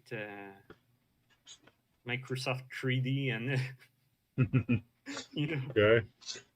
Yeah, well, actually, it works really good for meshes, so you know, why not use it? So, and I got this. I got full-size SD card adapter in mine. Oh, that's very nice. You know what I would love is a USB adapter because USB is like free and hard to lose in the shop and very robust. Yep. Yeah, so I got a full micro SD full size SD adapter in a custom housing. Okay. So it just clips on front of the printer, and Cool. it's held with one screw. And it's also got a cover for because I got a short length of wire to go to the Pi, which is hooked up, held on the printer itself. And I got some wire clips all over the place, and I got a custom tool holder. Tool holder. Oh, like Yeah. for Allen keys and things. Yeah, exactly. I see. And I have magnets on my shelves, and all of the 3D printing tools just magneted to them. It's Yeah. pretty good, but also it's a lot of printers. yeah, they all use the same tool, so you don't need the 20 Yeah. Allen key. Although I could probably use 15 at the rate I fucking lose them. Oh Yeah. yeah. Actually, the holder I found is it's held on the printer itself, and it's got little holes for the Allen keys and one place for the little Cool. screwdriver that's got absolutely no purpose. Uh huh. You know, I what's do. that little? Yeah, what's No that idea. screwdriver used No, for? Can't think of it. Yeah, it's been. Oh, I really- know. The power connectors at the board of the Ender have screw terminals. They're screw terminal plugs, I believe is what we call them. Yeah, Those you need a little flathead for, or sometimes Phillips. yeah, yeah. But everything else is using Allen keys. So, Yes, M3. I try and design all my cameras with M3 hex when I can. yeah, yeah. They're easy to find everywhere else in the world except here. Mhm. You know, so yeah. I had to order some for a project. I'm still waiting to finish printing. So yeah, project I found on Thingiverse, and it's like, oh, I need to build that. What is it? It's a 4x5 pinhole. Cool. I don't know if you know the guy named Todd Schlemmer. Yeah, of course. He's great. I love his Yeah, designs. Well, actually, I've modified some of his designs. Cool. Have you talked to him about it? Yeah. I needed some dimensions because my stuff wasn't printed yet, and he actually took apart one of his cameras Wow. to give me the sizes. That's really still a nice trade guy. treatment. Yeah, I'm gonna show you the part I built. Yeah, please. Now we're getting to the good part of the podcast.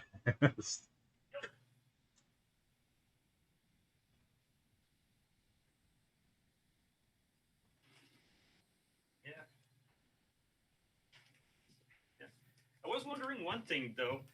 When you print, do you print at slow speeds, or do you push the printer to print faster? Depends what I'm doing. Depends what I'm doing. What's the fastest you print at? I don't know. I think I've tried up to like 100 millimeters a second. Did not work very well. Somewhere between 15 and 60 usually. 15 and 60? Because I got my parts here. This is Actually changes a little bit on different printers. The presses Yeah. will go faster. yeah. I got the updated springs, so I should be able to push it a little bit faster. Springs? Yeah, for the bed. What I mean, are the other springs too soft to print fast? Is that an issue? Yes. I see. Yep, that's an issue. So the springs I got are much stiffer, and instead of being made from round wire, they're made from flat wire, a little bit like a slinky, but Uh-huh. they're very, very rigid. So when you accelerate, things that you get inertia like this, Uh-huh. and if the part is big, it'll just start moving like this, and you get Interesting. So I not yeah. only have big parts, I have big glass beds on my printers. Makes it very heavy, right? The glass I is heavier than Yeah. most parts that you print. Exactly. Yeah, I got the glass bed also on mine now, so Necessary upgraded for this. big stuff. yeah, because the little flimsy one that came with the Ender 3 Super magnetic bad. thing. Yeah. Yeah, I know it just wouldn't stick anymore, so I had no choice but to upgrade. Oh, I mean, you can change the magnetic sticker on the bed. for sure. Yeah, But um, I couldn't it's find anything. still, even the good magnetic beds, you start printing something that's like 4 by 5 inches, and it will curl enough that you can't even clamp those beds down to be Yeah. flat. Yeah. It's a big Actually, what I problem. found, I used the infrared thermometer on mine, Uh-huh. and the parts, and I measured the bed temperature for to see if it was even, and I Mhm. found that the magnetic bed I was losing 2 degrees all over. Mm-hmm. So I I kind of believe figured, that. yeah. I So I believe figured, that I'm losing temperature to the glass bed as well, right? but less because I removed the magnet on the base, so it's aluminum on glass. Uh-huh. Well, glass on aluminum, really. So I see. yeah, Yeah. I got the parts. First thing I did, custom Manfrotto base plate. Uh-huh. It's pretty Okay. good. Yeah, actually, it's like a copy of the original with the screws in the right place. Yeah, I have So that way, a don't. couple of mounts like that for a friend's thing. Yeah, and that way I don't have to fetch some quarter 20 bolts Mm-hmm. and T nuts Mm-hmm. and uh, and the parts I've also the other part I've modified. So I lost my rubber band. Yeah, for it's the pinhead 4x5 They're on their game, camera that one. from Touch Slimmer. I see. Yeah, and this is the lens cone I've modified. Cool. This one was printed at something like 100 millimeters a second, so it's a little bit, you know, Uh-huh. a little bit rough. But Yep. and what I did is that I modified the shutter lever that didn't print really, really well. So because there were some decorative holes in it, Uh-huh. so that put. So I made it more solid. Uh-huh. And also, I've created the original didn't come with a filter mount. Okay. So I kind of figured, might as well make it the ultimate. So I designed the filter mount with some Uh-huh. space to clear for the shutter and the rubber band that goes there. Uh-huh. So that's like one of the big mods I've made for it. I thought it was really neat, so That's great. yeah. Oops, and here comes the band. Yep, that way we can see it. Yeah, that way we can see it better, you know? So there's a little cutout there, and yeah, I needed the dimensions for placing the holes and everything. So Uh-huh. yeah. I did that before I even got the screws from China. So yeah, yeah, this sounds like a long process to get yeah, there. yeah, and now I've got, and I've also got the this one. This is the original design. I Mm-hmm. might modify it for the plate holder Mm-hmm. for the double dark slides, but eventually I might, if it leaks light, like it's kind of scares me because there's no light trap for the little V notch that's on the Mm-hmm. side of the holders. Oh, So yeah, weird. it kind of scares me a little bit. So if I do get light leaks, well, I'll redesign this part and Uh-huh. you know rebuild from scratch. Yeah, I think you're at the point now, like you should be able to do a full camera from scratch. Oh yeah, You're very close. yeah, very close. And the other thing I've made, because I hate losing my exposure charts. I've made the exposure chart on, ta-da! So that way I can put it on my bag and This product will make you a better photographer. yes, you can never lose your exposure chart again. Cool. Yeah, actually, I've been. It's kind of crazy because when there's some street activities in the neighboring city, they always have the banks that are there with various stuff and junk to try and attract clients. And I Uh-huh. always hoard. Yeah, I always hoard those little springy. Keychains and promotional pencils. Yeah, actually, the keychains mostly the ones that have a spring. Well, they're not keychains. They're made for putting access badges. You know, Mhm. so I turned them I see. into. Yeah, that's why I got the nice TD logo on this one. Uh-huh.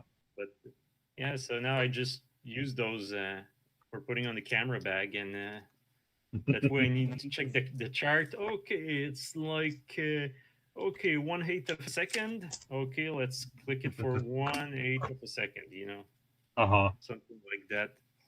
So yeah, and I've also built his viewfinder. I find it Which he's got an viewfinder? interesting design.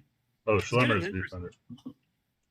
Yeah, he's got an interesting design for his viewfinder though, because since it's pretty, yeah, since it's pretty wide angle camera, Uh-huh. you get those two windows on each side, which allow you to view a wider angle than I you see. would normally. You Interesting. know, yeah, I thought it was. So now all I need to do is build the intermediate part and to hold all those things together, and you know, Mhm. yeah, A lot of got a building. brand new spool. Got a brand new spool of filament. Just waiting for this thing.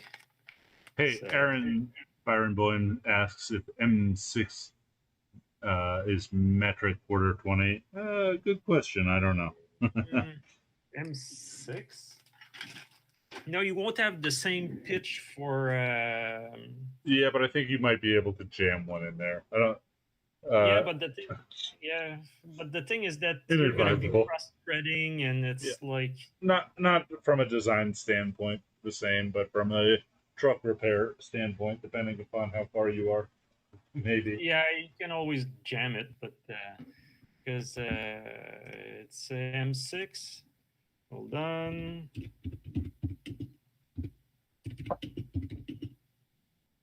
Hold on. It's gonna be like 0.23 inches, so it's like a little bit less than a quarter. Mhm. You know. So, but if you count for the tread part, it's gonna be like it's gonna be close. Mhm. You know. But it's not gonna twist in easily. You know, Uh-huh. you're gonna have to fight it. Or if you're stuck in Europe, the best thing would be to just buy an American quarter 20 tap for the rest of the world. Uh-huh.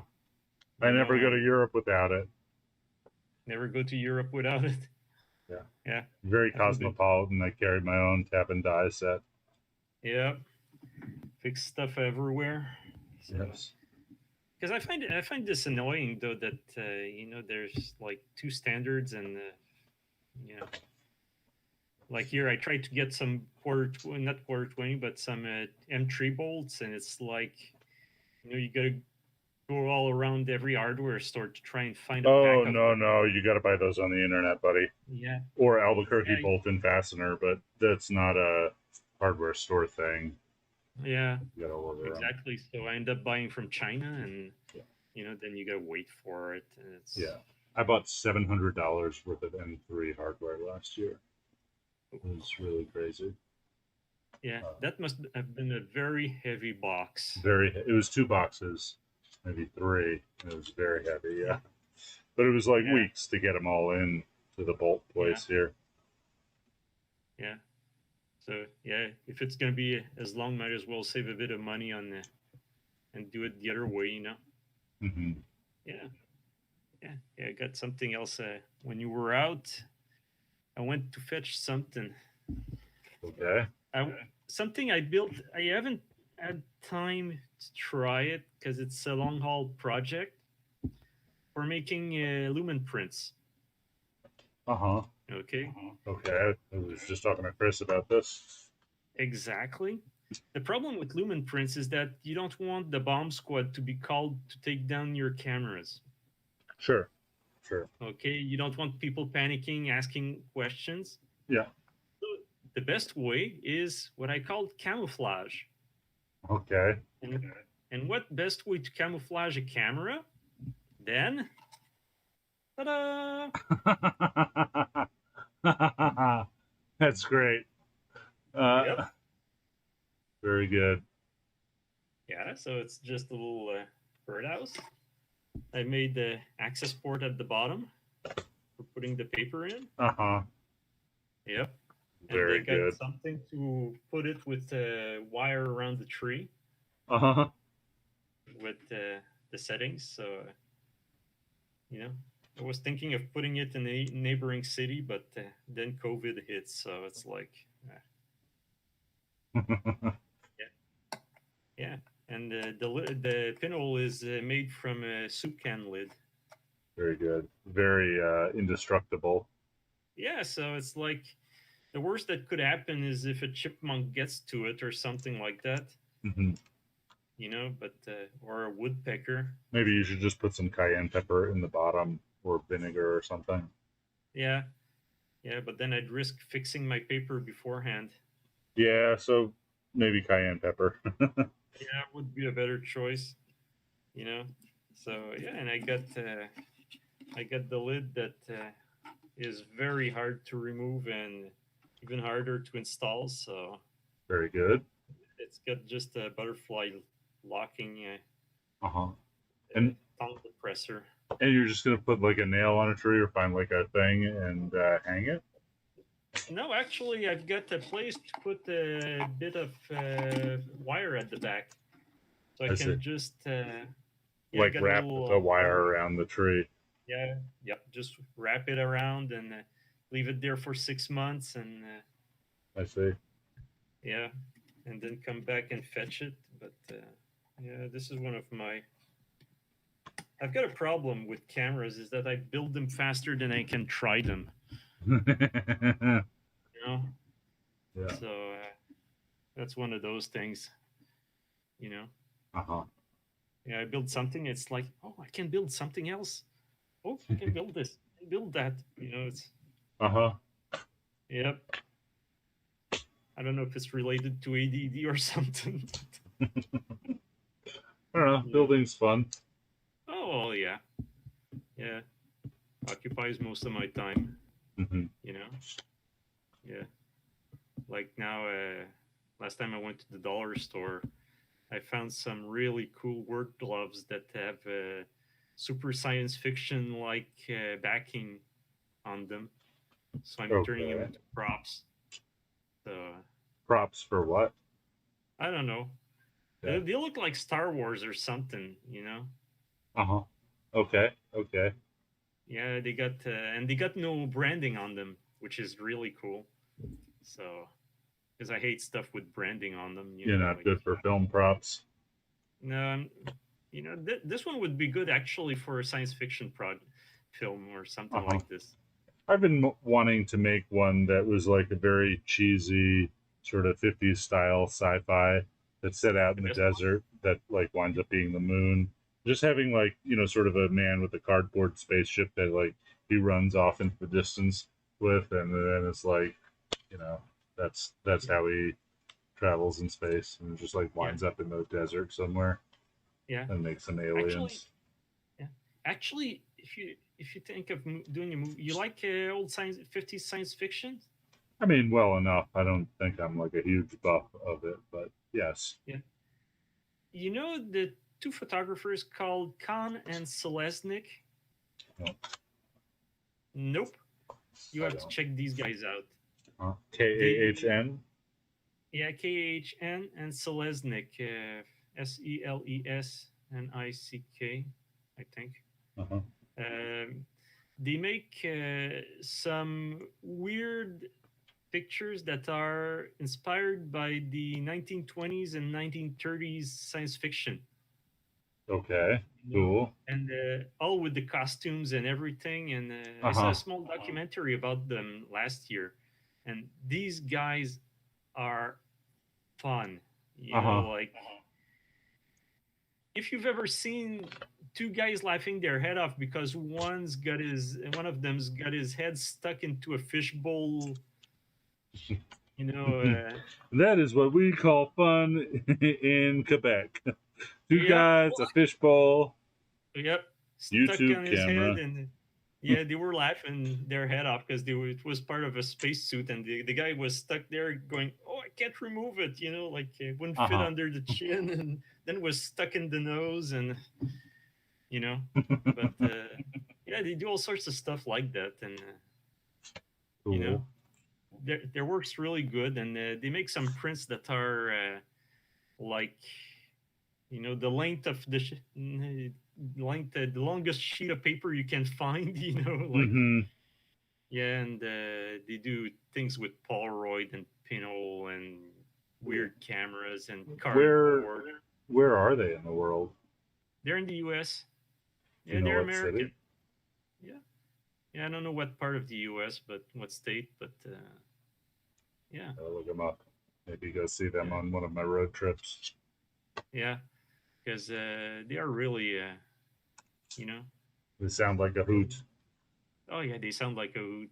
From what I've seen, they were really, you know, when people work and have fun when they're working, it's like, you know, it kind of shows in the work, Uh-huh. you know, Yeah, I they, hear you.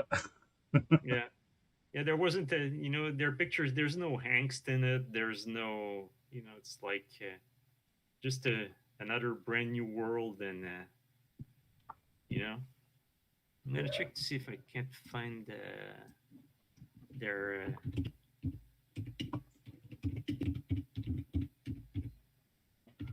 Looks like everybody's in a good mood today. Hey, thanks, Nick. And come by and join us if you like. Just glue in.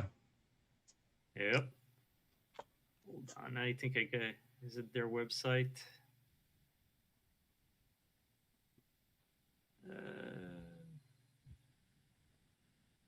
Oh yeah, that's them. Hold on. Just to. I don't want to join their mailing list. Just want to see the panoramas. Okay. But tell me what city they're from.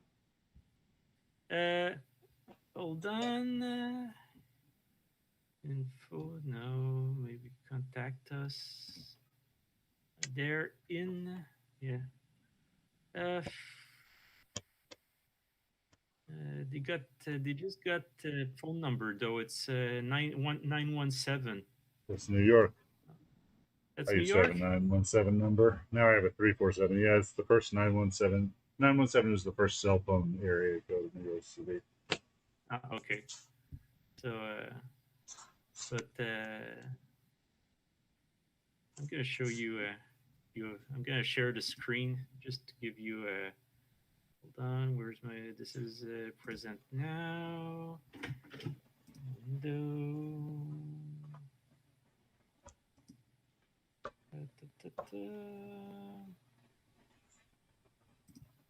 Enter screen. Allow. Okay, I'm sharing. Okay, now just to give you an idea of, this is the type of panorama they do. Oh, cool. Like, yeah, there's this one, and you know, this one, the guys with the rocket ship, and Wild. you know, And these are yeah. just huge prints, yeah? Oh yeah, they're huge prints. They're like the longest print, the longest bit of paper you can get their hands on. You know. So like 100 or 250 feet? No way. No, but they're a good, at least a good 6 feet, 8 feet long, easily. You know. I see. I thought they You were know. like 20 or 30 feet. So these are 6 to 8 feet long, but like 10 inches tall. Yeah, exactly. I got you. And they got like, you know, Uh-huh. this one makes me laugh. The guy trying to reach the moon on a slingshot with, Uh-huh. yeah, and so they got these, and they got square pictures of Mars, and all sorts of weirdness, you know, but Uh-huh. weirdness in a good way. You know? Yeah, this is weirdness. Like, I'm unfamiliar with that phenomenon. yeah, you know, and the guys are, they're in every picture and assembling everything. And what the Huh. heck is that? How old are they? How long have they been doing this? I got no idea how long they've been doing this. They must be like in their early 40s now, you know, Gotcha. and you know, uh, yeah, they met at art school in the early 80s, so that means they're older than I thought. You know, yeah, these are two guys. You know, Uh-huh. Uh-huh. Yeah, I gotta look them up. Yeah, I wonder if we know 1964. anybody. Yeah. So they're like in their late 50s now. Yeah, well, they were born in 1964, so that's like I don't know. I'm really crappy at math. It's like 60s, yeah, really mid 60s, yeah. So yeah, too bad they got no video of them, you know, Uh-huh. doing their shooting and stuff like this. So I mean, New York is not even that far for you. Maybe you should go visit them. yeah, I don't know how I could get in touch with them really, and The website. Even the most yeah, famous but photographers, how famous could they be? Photographers, yeah, you oh yeah. Hold on, why ain't I back to normal? Stop presenting. Yeah. And camera's on. I'm not presenting anything, but it's stuck on the website. This is really stop presenting. yeah. Well, And I've then stopped confirm. presenting. Yeah, it Does not seem like you have stopped presenting. Yeah, I clicked on the stop presenting button, but it won't stop presenting. Hold on, let me just turn off the camera. Oh, you were close. There you are. Okay. Yep. Okay. Turn the camera off and on. That was the trick. Kind of got me scared for a moment. You know? Mm-hmm. Yeah. Nice. So, okay. Let's make some 4x5 dark slides. Yeah. So when's the big road trip coming? I don't know. Maybe end of September. I keep pushing it back to do Maybe. one thing or another. Yeah. California's on fire. Maybe the Delta variant will make it, impossible to really do a road trip. We'll see. I'm thinking maybe New York in September, October to kick it off. Yeah. Yeah, because I was thinking that, bringing plastic cameras into a fire is not really, Yeah. You know. And my camera melted. Yeah. Yeah, I'm just, not 100% sure yet what the best way to go about doing it is, but I'm getting there. Oh, yeah. Making stuff I can sell along the way, like a, I've been thinking about it like a band tour, Yeah.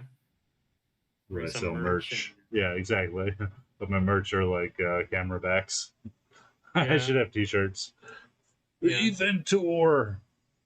The big Ethan tour, yeah. Yeah, those t-shirts were handmade, proof there's still glue on them. Yeah. Yeah.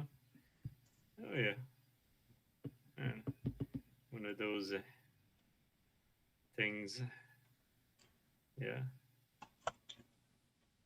Yeah. Oh, you got the mess. You got the mess. Starting. Yeah. I just have so many of these things to build. I don't know how they're gonna do, but I think they'll be all right. I just didn't want to get caught with my pants down and have to wait months for things. I just wanted to build them first this time. Yeah, don't do like the Kickstarter and. Right, or if I do a Kickstarter, I'd just be like, "Hey, I have 150 of them right here in this box. Look at them. Do you want one?" Rather than like, "I'm gonna take your money and invest it in whatever." I don't want to do that shit anymore. Wanna, Oh yeah. hey, I got a thing. You want to give me some money? Okay, cool. That's my Kickstarter. But I think those 4x5s, there's possibility of them really picking up, because 4x5s the format everybody can. Well, not everybody, but well, yeah, everybody can do it basically. Even a Yeah. pinhole camera. You know, Right. 4x5 is more common than the other formats. So It is. It's pretty common, pretty inexpensive. Polaroids yeah. are difficult. If somebody's shooting like 5x7 peel apart, like, or 4x5 peel apart rather, seems like this Yeah. is. There you Yeah, go. this is gonna be a big money saver for them, because you seen the price of peel apart. Yeah, crazy. Wait, how much Yeah, is one pack of peel apart? That I should don't be know. the price of my unit. It's the price of one pack of peel apart. Yeah, That's what I want. 2 years was what 2 years ago, 2.5 years ago. I sold I sold my last pack of FP1. It was some FP1 1000 or Hmm. FP100. Anyway, black and white film uh, from Fuji, and I sold the pack for $70 plus shipping. Or something like that. Pretty good.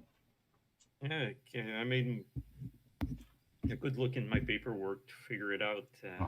how much I sold it for, but I thought it was like crazy money. Uh-huh. Hard film, but some guy wanted it, so it's like, you know, you want it, I don't use it, you know. Yeah, it So I was a good sold deal. that, and I also sold the film pack holder, Hmm. because it doesn't look like there's any chance this stuff's going to be coming back. Hmm. So I sold the film pack holder, and had a hard time selling it. Hmm. They were fun. Yeah, I know, but nobody wanted it really, Yeah. because everybody who's a bit into photography knows that you know this stuff won't come back anytime soon. So Yeah.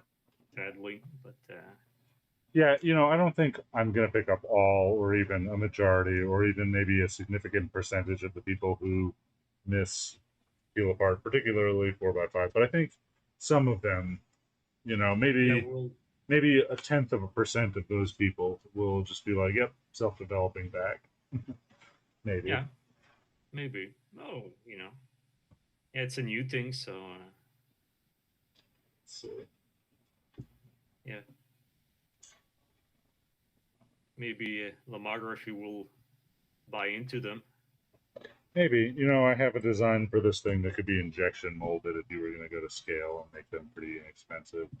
As Yeah. they are, they're going to be pretty expensive given it's just like a plastic doohickey. But, Yeah. I could see, manufacturing costs being under $20 if you had them injection molded.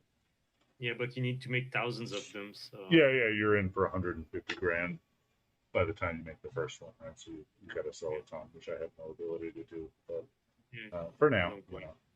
make a couple Yeah. hundred. Hey, I just ran through my gloves, which means I have to put on new gloves. I'm going to take that opportunity to swap some of these prints. One, two. Oh, yes, I will. I will be back if you want to hang around. If you gotta go, that's cool. But I'm gonna go get a bite. okay, You know, it was good to see you because then. I'm gonna take 5 here it's minutes. 2:30, so What time is it? 12:30. Is it really hot in New Mexico these days? Like 90s. It's fine. Well, I mean, not too I'm bad. so long as I'm not running the laser, it gets pretty cool in my shop with the swamp cooler. When I run the laser, I'm like pumping a car volume worth of air every second, so I can't keep it cool in here.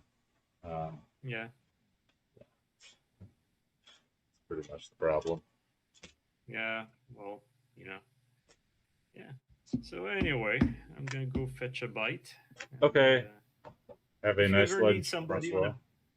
if you ever need somebody on a podcast, as a whole filler or something. Oh, now you are up for this? Well, it's like, Okay. Well, if you want, yes. just let me What? know ahead of time. Wait, let's do that right now. We have a podcast coming up on the 20th that is booked. Do you want to go on the following one? Sometime in. Yeah, just let me know ahead of time, and you know, Okay, great. I'll manage to bring my birdhouses and the stuff I showed you today, and a few Right. other thingies from my tin can era. Your birdhouse is going to kill. Well, I think Nick and Graham's are gonna have, you know, really a laugh at this one. Mm-hmm. Mm-hmm. Yeah. Well, okay, man. Have a nice lunch. I will call you about a Okay. podcast date. I'm gonna go. Well, I will still be on here, but I want to make a "Hey, I'm away" thing. We'll be Yeah. right back. Fighting the robots. I That's an can appropriate one. fighting the robots. Yeah, reloading the printers. All right. I'll see you later, man. Okay, bye. Bye.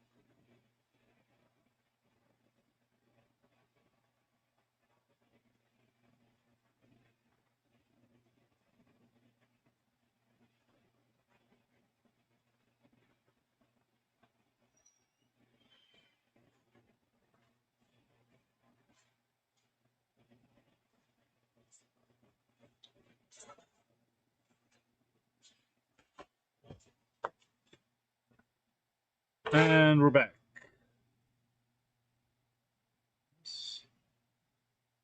Yeah, if anybody wants to come chat, the link is down here. Put on some more gloves and start gluing again.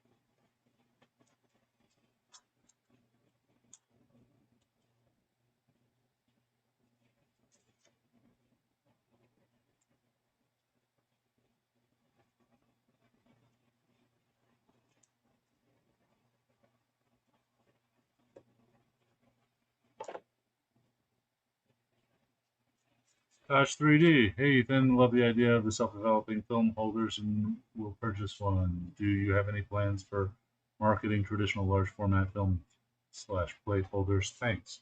Um, that's a little bit of a crowded space, and I don't feel like I need to compete with uh, other people making already very good products. I think Jeff Perry just released one from 20th Century Camera for wet plates or multiple film formats. Actually, if you swap and insert in it, I would highly encourage you to check out 20th Century Cameras. Those are pretty cool. Um, then there's a couple other offerings around. Yeah. So if nobody's making them, maybe I will make them. But I don't think I'm gonna make wet plate holders. I don't really shoot wet plate. It's not my bag personally. Like if I had a friend who was really into it, maybe that would get me really into it too. But yeah, I was thinking about making some 4x5 film holders that were self-assembly flat pack um, film holders for a different project that I'm thinking about right now. Made some sketches of, but that's way down the pike, and I don't know, what will come of that project as a whole, or what pieces of that project will actually become a product. So I would not hold your breath for regular film holders from me. They're just like, I don't think I could make a regular film holder much cheaper than I could make a self-developing back, and you can buy them, regular holder that works just fine, much cheaper from whoever. That being said, I think you could shoot like wet or dry plates or really anything without a back coating in one of these.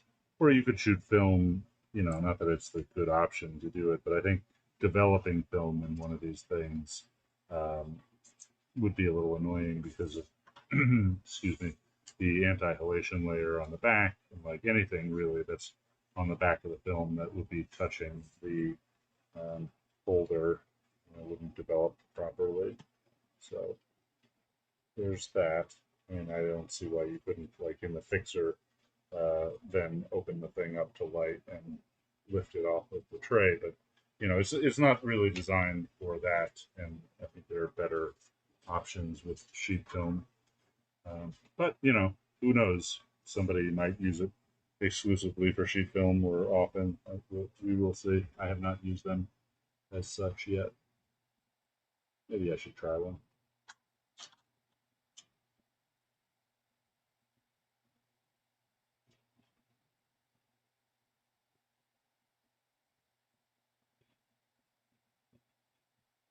Taj 3D, if you want to come say hi, type this link down here in your browser.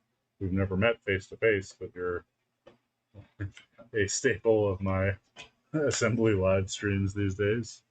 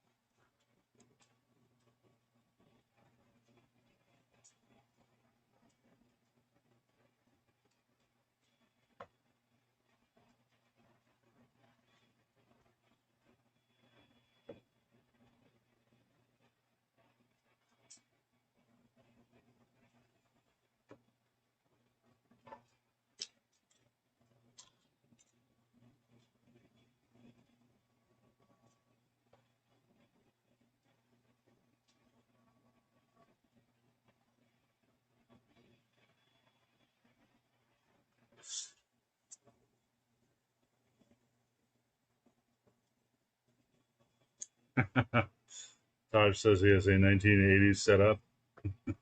I assume that means not great internet connection or video. Dial into my chat room.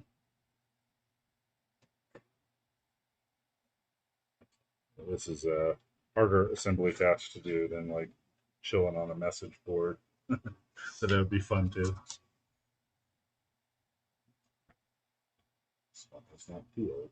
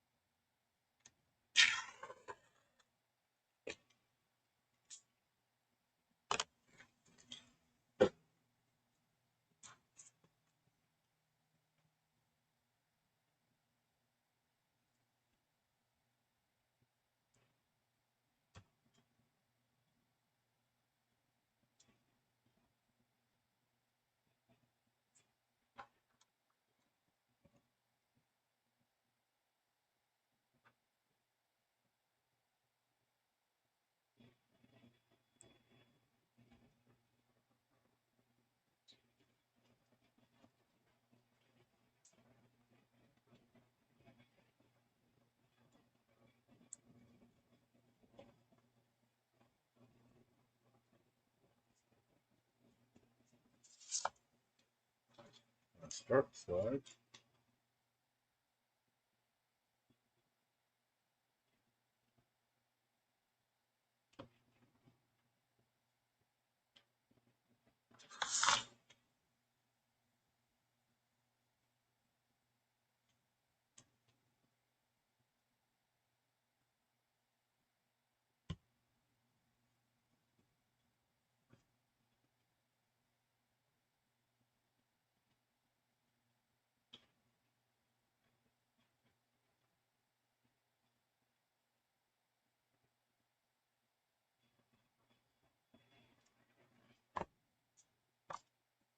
Okay.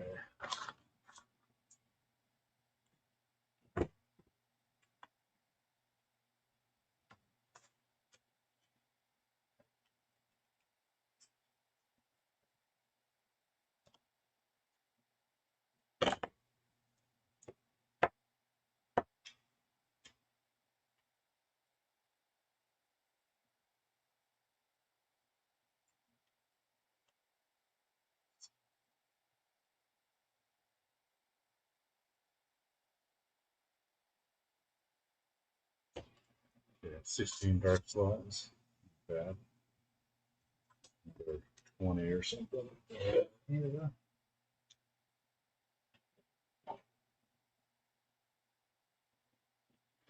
Oh, what's next to glue?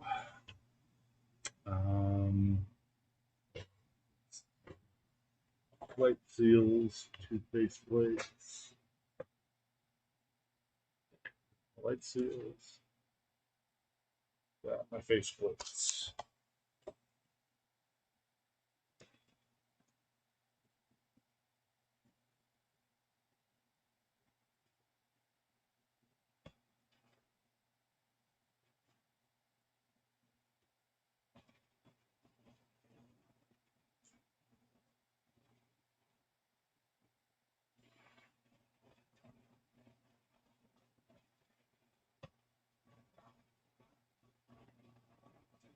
This is a fairly slow process without a jig.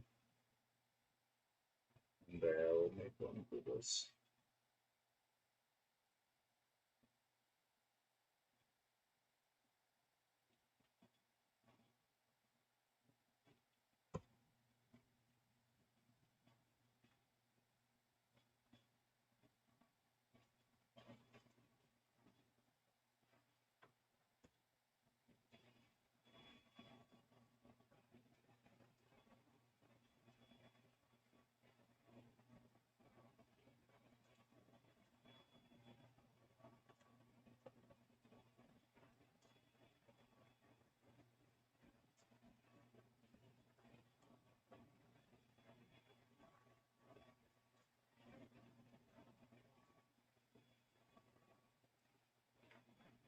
Okay, one.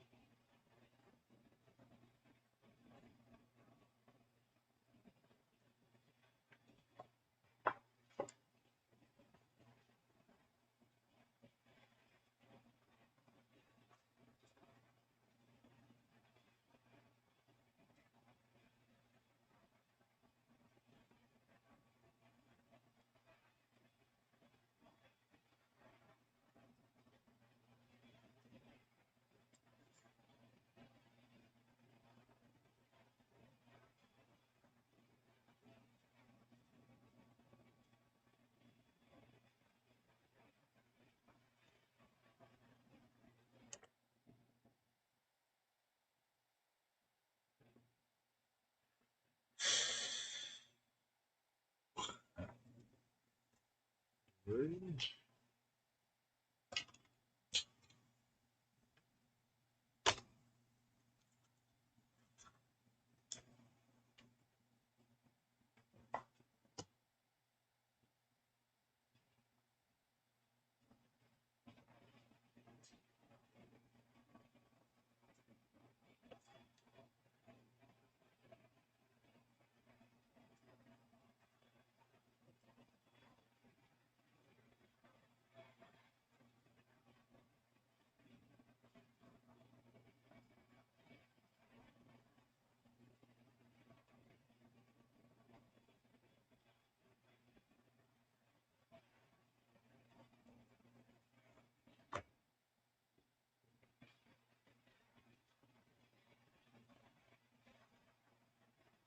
door.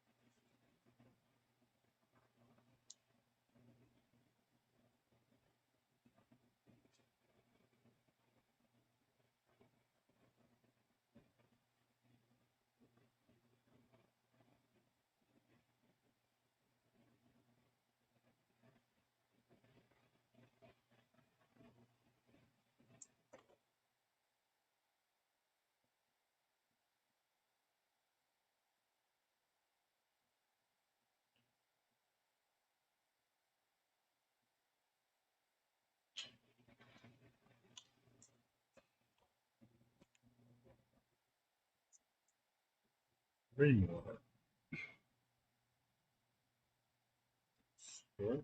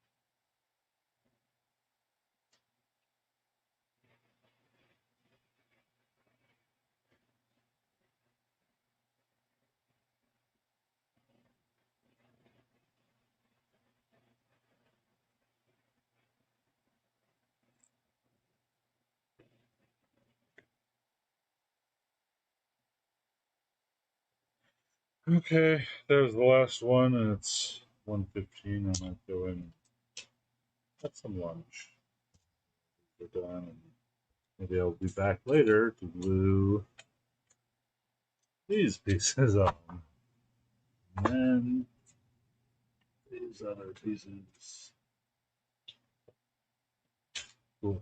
Okay. Thanks to everybody who came to hang out. See you later.